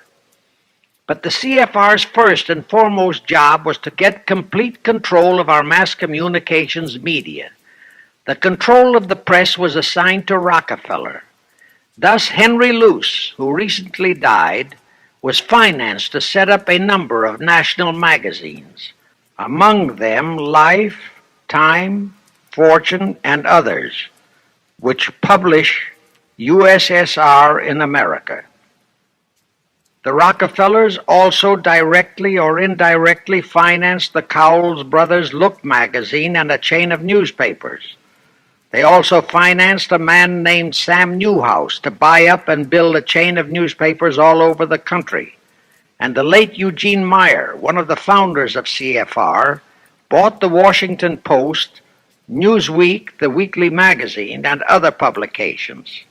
At the same time, CFR began to develop and nurture a new breed of scurrilous columnists and editorial writers, such as Walter Lippmann, Drew Pearson, the Alsops, Herbert Matthews, Irwin Canham, and others of that ilk, who called themselves liberals, who proclaimed that Americanism is isolationism, that isolationism is warmongerism, that anti-communism is anti-Semitism and racism. All that took time, of course, but today our entire press, except for some local small-town papers and weeklies published by patriotic organizations, is completely controlled by CFR stooges, and thus they finally succeeded in breaking us up into a nation of quarreling, wrangling, squabbling, hating factions. Now, if you still wonder about the slanted news and outright lies you read in your paper, you have the answer. To the Lehmans, Goldman Sachs, Kuhn Loeb, and the Warburgs, the CFR assigned the job of getting control of the motion picture industry, Hollywood, radio and television, and believe you me, they succeeded. If you still wonder about the strange propaganda broadcasts by the Ed Murrows, Chet Huntley, Howard K. Smith, Eric Sevareid, Drew Pearson, and others of that ilk, you have the answer. If you wonder about all the smut, sex, pornography, and mixed marriage films you see in your movie theater and on your TV set, all of which is demoralizing our youth, you have the answer. The whole story of the CFR conspiracy takeover of our mass communications media is far too long to include in this recording, but you can find it in the News Bulletin number 125, entitled How to Get the Reds Out of Communications Media. It was published and brought up to date by the Cinema Educational Guild. It tells in detail how the press, the movies, TV, and radio have been, and still are, used to brainwash the people, to demoralize our youth, and they have been and still are encouraging and creating sympathy for the rioting Negro civil rights lawlessness. You can get a copy of this news bulletin by writing to the Cinema Educational Guild, Post Office Box 46205, Hollywood, California. Now, to refresh your memory, let's go back for a moment. Wilson's flop had torpedoed all chances of transforming that League of Nations into the conspirators' hoped-for one-world government housing. So the Jacob Schiff plot had to be done all over again, and they organized the CFR to do it. We also know how successfully the CFR did that job of brainwashing and destroying the unity of the American people.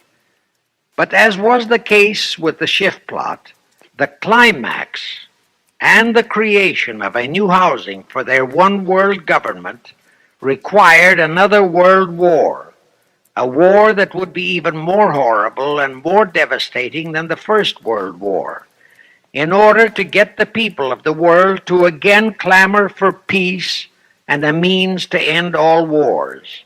But the CFR realized that the aftermath of World War II would have to be more carefully planned, so that there would be no escape from the new one-world trap, another League of Nations, that would emerge from the new war, the trap we now know as the United Nations. And they hit upon a perfect strategy to ensure that no escape. Here's how they did it.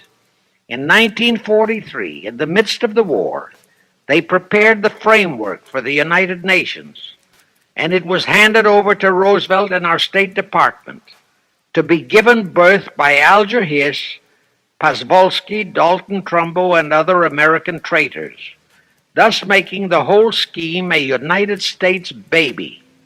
Then, to fix our parenthood, New York City was to become the nursery for the monstrosity. After that, we could hardly walk out on our own baby, now could we? Anyway, that's how the conspirators figured it would work, and so far it has. And the liberal Rockefeller donated the land for the United Nations building. The United Nations Charter was written by Alger Hiss, Pozvolsky, Dalton Trumbo, and other CFR stooges. A phony so-called UN conference was set up in San Francisco in 1945. All the so-called representatives of 50-odd nations gathered there promptly signed the charter, and the despicable traitor Alger Hiss flew to Washington with it, elatedly submitted it to our Senate, and the Senate, elected by our people to safeguard our security, signed the charter without so much as reading it. The question is, how many of our senators were even then traitorous stooges of the CFR? Anyway, it was thus that the people accepted the United Nations as a holy of holies and enabled traitor Earl Warren to virtually destroy our Constitution by basing all his traitorous decisions on the UN Charter, thus making that charter virtually our law of the land. However, for all the dirty work that had to be done to solidify the UN, the new housing of the One World plot, they still required the aid of our leaders in Washington. So now I will emphasize the fiendish cleverness of the CFR masterminds. To the vast majority of the American people, our foreign policy for many years has been a complete enigma. Most of us simply can't understand why this great nation is seemingly floundering so helplessly in the art of diplomacy. We can't understand why our leaders are seemingly so confused and bewildered in all their dealings with Moscow, France, and other nations, and with the UN. We always hear them proclaiming that in view of our overwhelming economic and military superiority, we must always lead from strength. Yet at all the summit meetings and conferences, they cringe and stammer and stutter, and so to speak, come out with their tails between their hind legs. We can't understand the foreign aid to Tito, an avowed enemy, to Poland, an avowed enemy, to all the avowed communist nations. We can't understand why the expenditure of hundreds of billions of dollars has failed to slow down, let alone stop, the march of communism. We are perplexed by the seeming ineptness of the State Department, the Defense Department, the CIA, the USIA, of all our federal agencies. Again and again and again we have been startled, shocked, bewildered, and horrified by their mistakes in Berlin, in Korea, in Laos, in Katanga, in Cuba, in Vietnam. Mistakes that always favor the enemy, never the United States.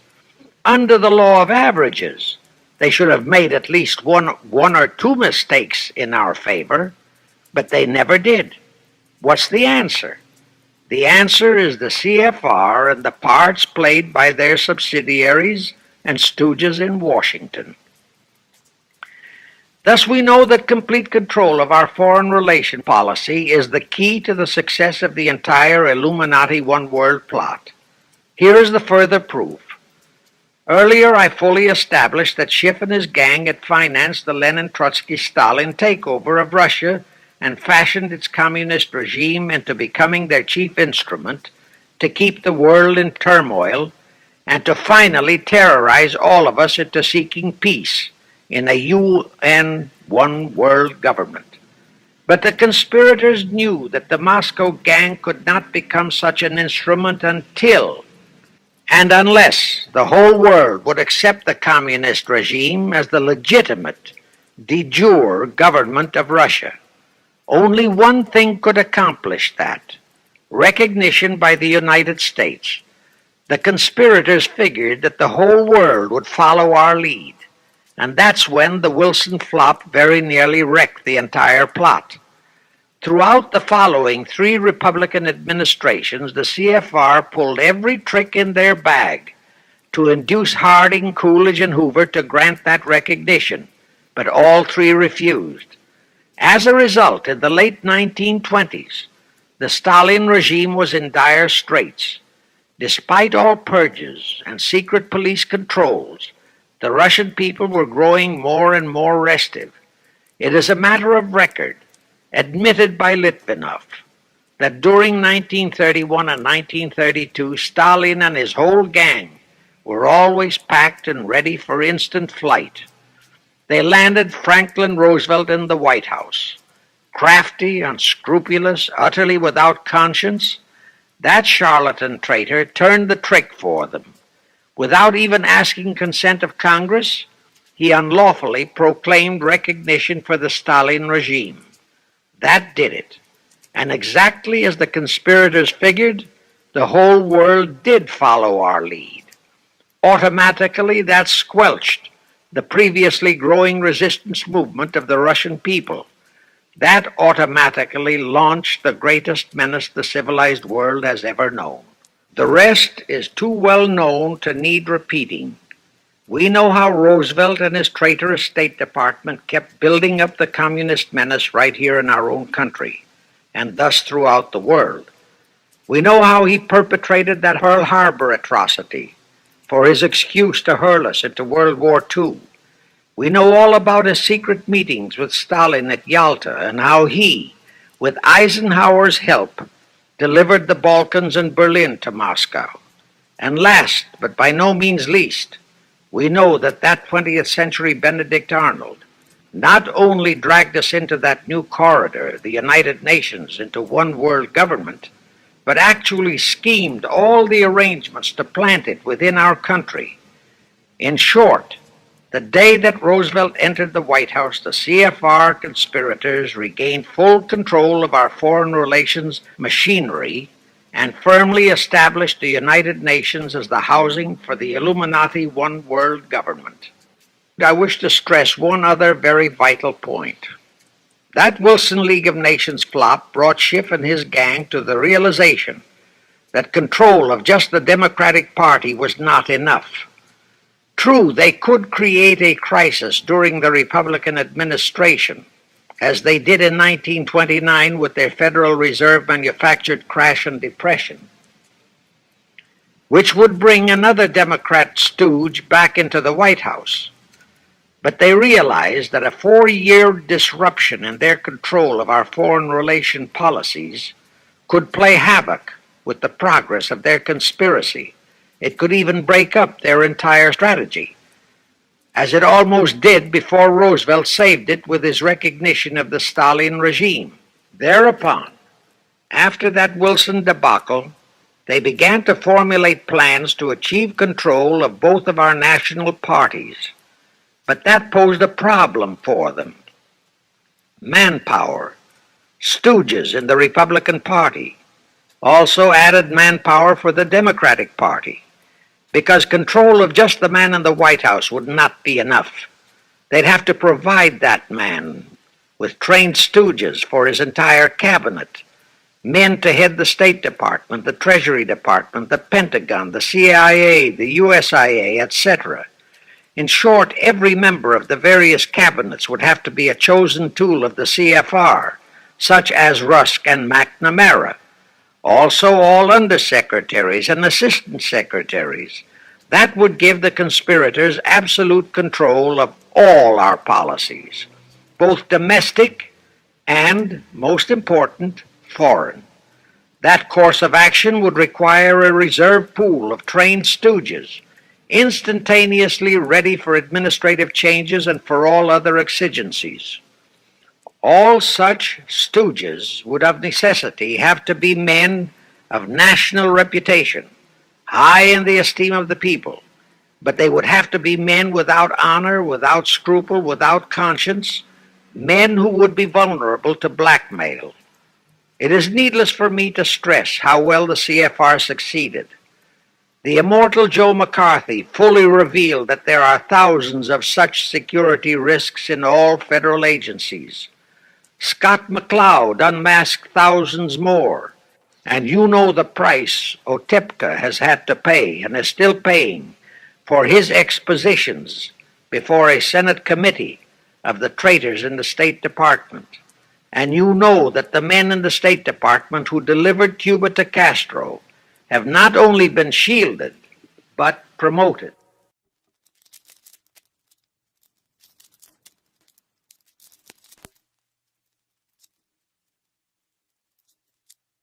Now let's go back to the crux of the whole one world government plot. and the maneuvering necessary to create another League of Nations to house such a government. As I have already stated, the conspirators knew that only another world war was vital for the success of their plot. It would have to be such a horrifying world war that the peoples of the world would cry out for the creation of some kind of a world organization that could assure everlasting peace. But how could such a war be brought about? All the European nations were at peace. None had any quarrels with their neighboring nations, and certainly their tools in Moscow wouldn't dare to start a war. Even Stalin realized that it would mean the overthrow of his regime unless so-called patriotism would weld the Russian people behind him.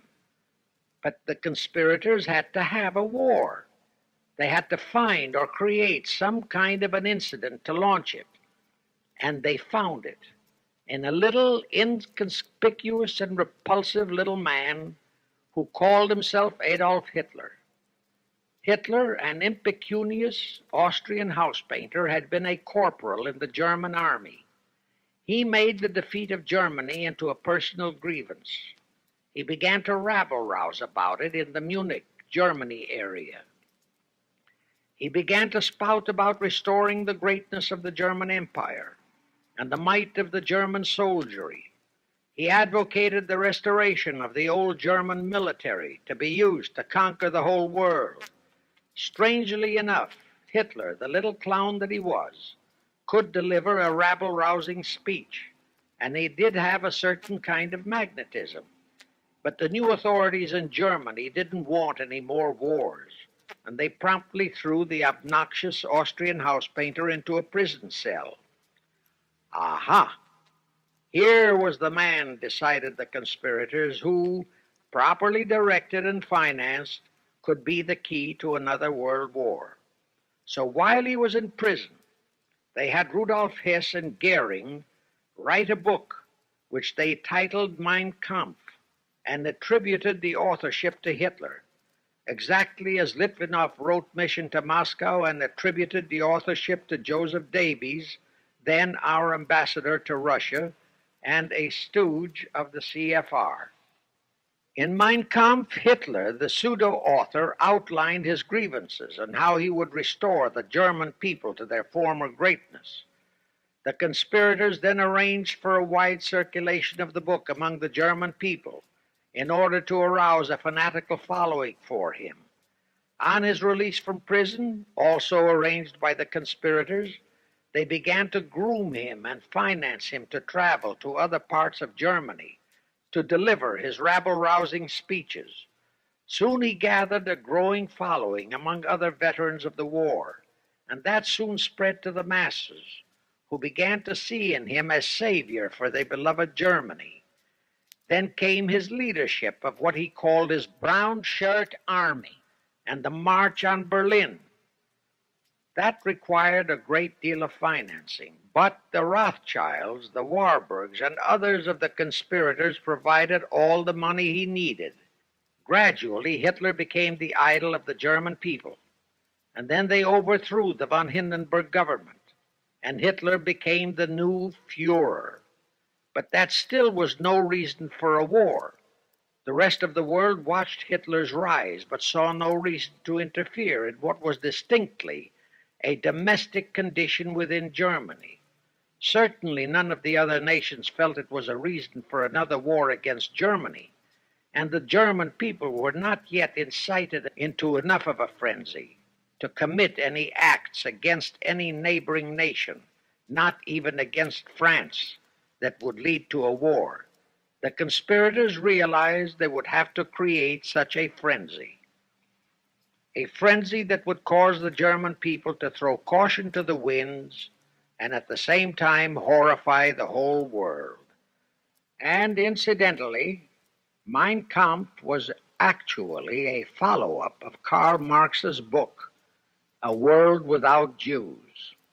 The conspirators suddenly remembered how the Schiff Rothschild gang had engineered the pogroms in Russia, which slaughtered many, many thousands of Jews and created a worldwide hatred for Russia, and they decided to use that same unconscionable trick to inflame the new Hitler-led German people into a murderous hatred of the Jews.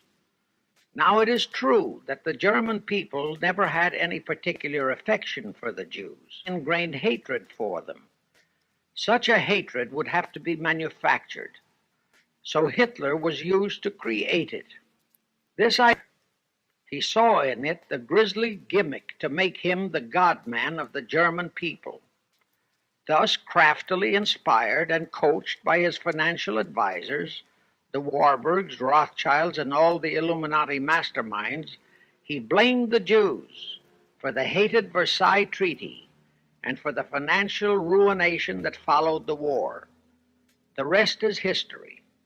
We know all about the Hitler concentration camps and the incineration of hundreds of thousands of Jews, not the 6 million, nor even the 600,000 claimed by the conspirators, but it was enough. And here let me reiterate how little the internationalist bankers, the Rothschilds, Schiffs, Lehmans, Warburgs, Baruchs, care about their racial brethren who were the victims of their nefarious schemes. In their eyes, the slaughter of the several 100,000 innocent Jews by Hitler didn't bother them at all. They considered it a necessary sacrifice to further their Illuminati one-world plot, just as the slaughter of the many millions in the wars that followed was a similar necessary sacrifice. And here is another grisly detail about those concentration camps. Many of the Hitler soldier executioners in those camps had previously been sent to Russia to acquire their arts of torture and brutalization so as to emphasize the horrors of the atrocities. All this created a new worldwide hatred for the German people, but it still did not provide a cause for war. Thereupon Hitler was in land. You remember how Chamberlain, diplomats of Czechoslovakia and France surrendered to that demand. That led to further Hitlerian demands for territories in Poland and in the French Saar territories. Those demands were rejected. Then came his pact with Stalin. Hitler had been screaming hatred against communism. Oh, how he ranted against communism. But actually, Nazism was nothing but socialism, and communism is, in fact, socialism. But Hitler disregarded all that. He entered into a pact with Stalin to attack and divide Poland between them. While Stalin marched into one part of Poland, for which he was never blamed, the Illuminati mastermind saw to that. Hitler launched a blitzkrieg on Poland from his side. The conspirators finally had their new world war, and what a horrible war it was.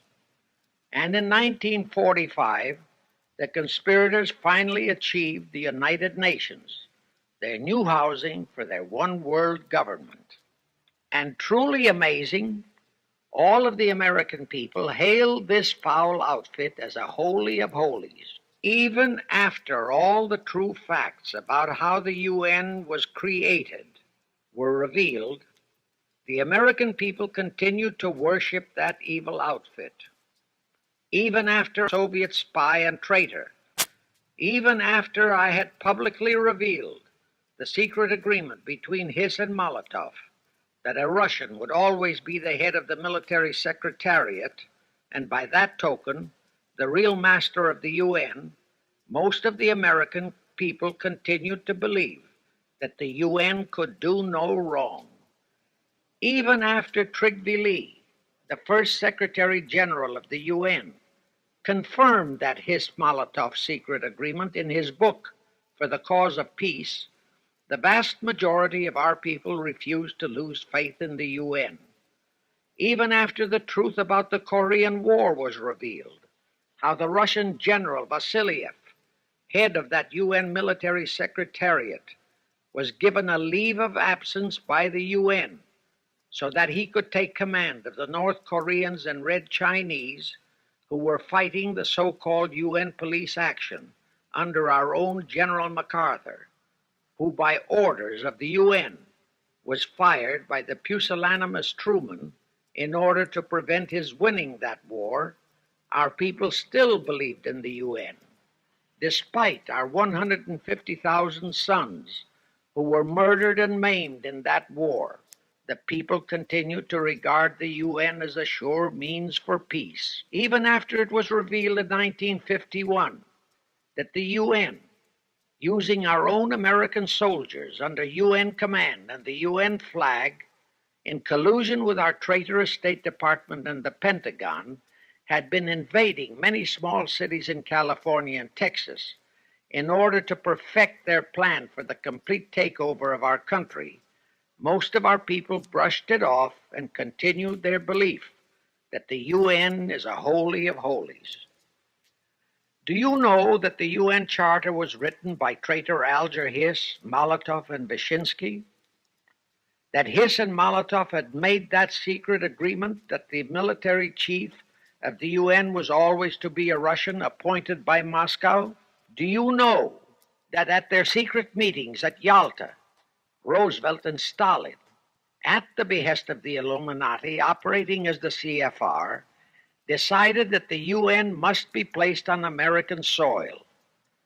Do you know that most of the UN Charter was copied intact, word for word, from the Marx Manifesto and Russia's so-called Constitution? Do you know that the only two senators who voted against the UN so-called treaty were the only two senators who had read it? Do you know that since the UN was founded, communist enslavement has grown from 250 million to 1 billion? Do you know that since the UN was founded to ensure peace, there have been at least 20 major wars incited by the UN, just as they are now inciting a war against Little Rhodesia?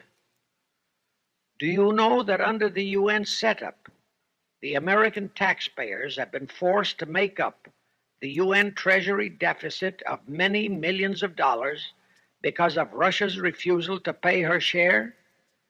Do you know that the UN has never passed a resolution condemning Russia or her so-called satellites, but always condemns our allies?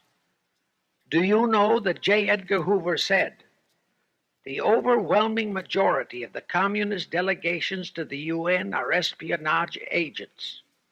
And now, 66 senators voted for a consular treaty to open our entire country to Russian spies and saboteurs. Do you know that the UN helps Russia's conquest of the world by preventing the free world from taking any action whatsoever except to debate each new aggression in the UN General Assembly? Do you know that at the time of the Korean War, there were 60 nations in the UN, yet 95% of the UN forces were our American sons, and practically 100% of the cost was paid by the United States taxpayers? And surely you know that the UN policy during the Korean War was to prevent us from winning that war. Do you know that all the battle plans of General MacArthur had to go first to the UN to be relayed to Vasiliev, commander of the North Koreans and Red Chinese, and that any future wars fought by our sons under the UN flag would have to be fought under the control of the UN Security Council? Do you know that the UN has never done anything about the 80,000 Russian Mongolian troops that occupy Hungary? Where was the UN when the Hungarian freedom fighters were slaughtered by the Russians? Do you know that the UN and its peace army turned the Congo over to the communists? Do you know that the UN's own so-called peace force was used to crush, rape, and kill the white anti-communists in Katanga? Do you know that the UN stood by and did nothing while Red China invaded Laos and Vietnam? That it did nothing while Nehru invaded Goa and other Portuguese territories? Do you know that the UN was directly responsible for aiding Castro? That it does absolutely nothing about the many thousands of Cuban youngsters who are shipped to Russia for communist indoctrination? Do you know that Adlai Stevenson, of all people, said the free world must expect to lose more and more decisions in the UN? Do you know that the UN openly proclaims that its chief objective is one world government, which means one world laws, one world court, one world army, one world navy, one world air force, one world schools, and a one world church in which Christianity would be prohibited? Do you know that a UN law has been passed to disarm all American citizens and to transfer all our armed forces to the UN? Such a law was secretly signed by Saint Jack Kennedy in 1961. Do you realize how that fits in with Article 47, Paragraph 3 of the UN Charter, which states, I quote, "The Military Staff Committee of the UN shall be responsible through the Security Council for the strategic direction of all armed forces placed at the disposal of the Security Council," unquote. And when and if all our armed forces are transferred to the UN, your sons would be forced to serve and die under UN command all over the world. This will happen unless you fight to get the U.S. out of the UN. Do you know that Congressman James B. Utt has submitted a bill to get the U.S. out of the UN and a resolution to prevent our president from forcing us to support the UN embargoes on Rhodesia?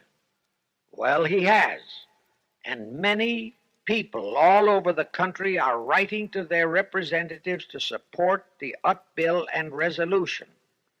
And did you know that to offset the Utt bill and resolution, 50 congressmen, spearheaded by Schweiker and Moorhead of Pennsylvania, have introduced a bill to immediately transfer all our armed forces to the UN?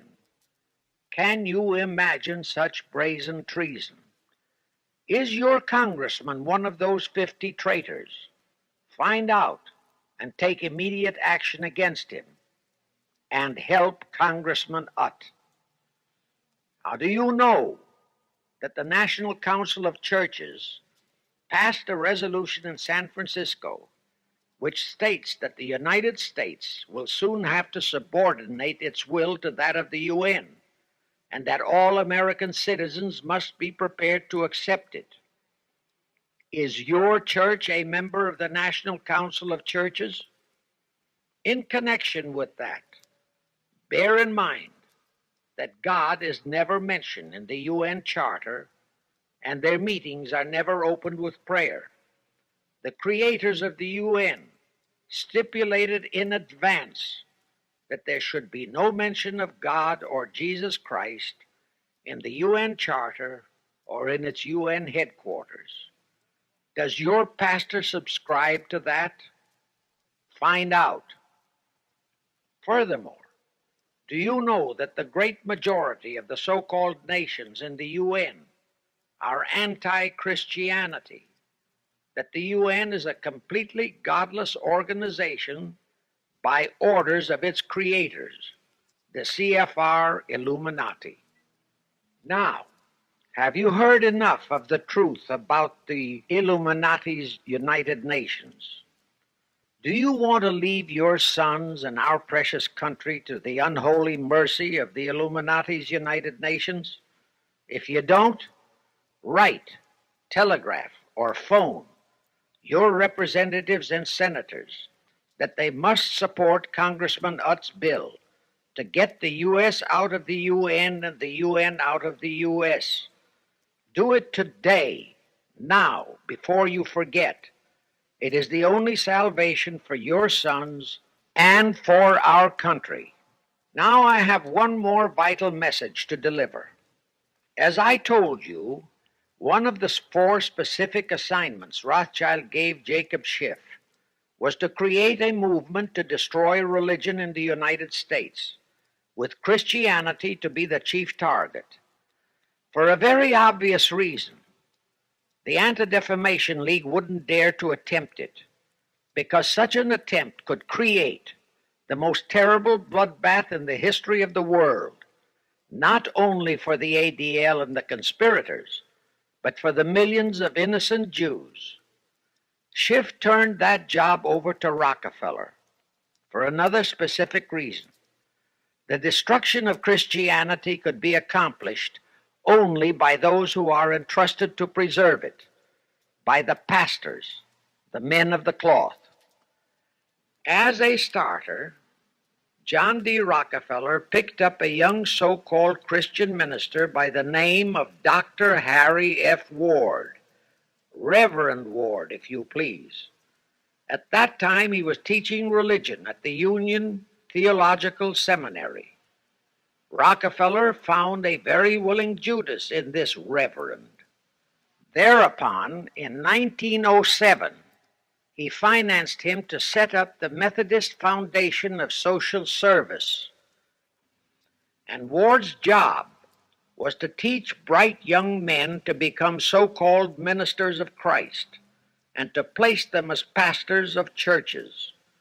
While teaching them to become ministers, the Reverend Ward also taught them how to very subtly and craftily preach to their congregations that the entire story of Christ is a myth, to cast doubts on the divinity of Christ, to cast doubts about the Virgin Mary. In short, to cast doubts on Christianity as a whole.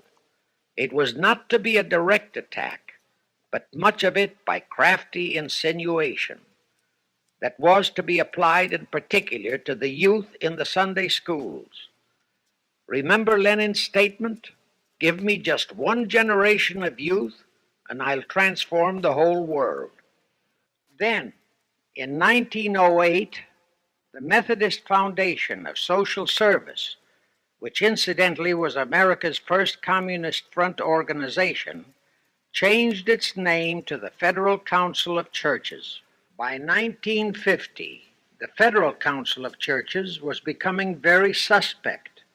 So in 1950, they changed the name to the National Council of Churches. Do I have to tell you more about how this National Council of Churches is deliberately destroying faith in Christianity? I don't think so. But this I will tell you. If you are a member of any congregation whose pastor and church are members of this Judas organization, your contributions are helping the Illuminati's plot to destroy religion and your faith in God and Jesus Christ. Thus you are deliberately delivering your children to be indoctrinated with disbelief in God and church, and which can easily transform them into atheists. Find out immediately if your church is a member of the National Council of Churches, and for the love of God and your children, if it is, withdraw from it at once. However, let me warn you, that same destroy religion process has been infiltrated into other denominations. If you have seen the Negro March on Selma and other such demonstrations, you have seen how the Negro mobs are led and encouraged by ministers and even Catholic priests and nuns who march along with them. As a matter of fact, the Mormon Church is about the only one I know of that is clean of that kind of Judas infiltration. But of course, there are many individual churches and pastors who are honest and sincere, find one such for yourself and for your children. Incidentally, this same Reverend Harry F. Ward was also one of the founders of the American Civil Liberties Union, a notorious pro-communist organization. He was the actual head of it from 1920 to 1940. He also was a co-founder of the American League Against War and Fascism, which, under Browder, became the Communist Party of the United States. In short, Ward's entire background reeked of communism, and he was identified as a member of the Communist Party. He died a vicious traitor to both his church and country, and this was the man old John D. Rockefeller picked and financed to destroy America's Christian religion, in accordance with the orders given to Schiff by the Rothschilds. In conclusion, I have this to say. You probably are familiar with the story of how one Dr. Frankenstein created a monster to do his will of destroying his chosen victims, but how instead, in the end, that monster turned on his own creator, Frankenstein, and destroyed him. Well, the Illuminati, CFR, has created a monster called the United Nations, who, supported by their minority groups, rioting Negroes, the traitorous mass communications media, and the traitors in Washington, was created to destroy the American people. Well, we know all about that many-headed Hydra monster. We know the names of those who created that monster. We know all their names. And I predict that one fine day the American people will come fully awake and cause that very monster to destroy its creator.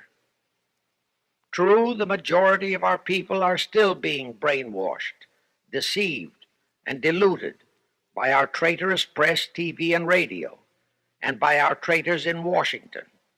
But surely, by now, enough is known about the UN to stamp that outfit as a deadly, poisonous rattlesnake in our midst.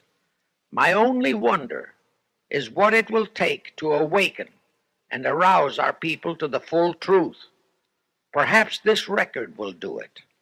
100,000 or 1,000,000 copies of this record can do it. I pray to God it will, and I pray to Him to inspire you, all of you, to spread this story via this record to all loyal Americans in your community. You can do it by playing it to study groups assembled in your homes, at meetings of the American Legion, the VFW, the DAR, all other civic groups and women's clubs, especially the women's clubs who have their sons' lives at stake. With this record, I have provided you with the weapon that will destroy the monster. For the love of God, of our country, and of your children, use it. Get a copy of it into every American home.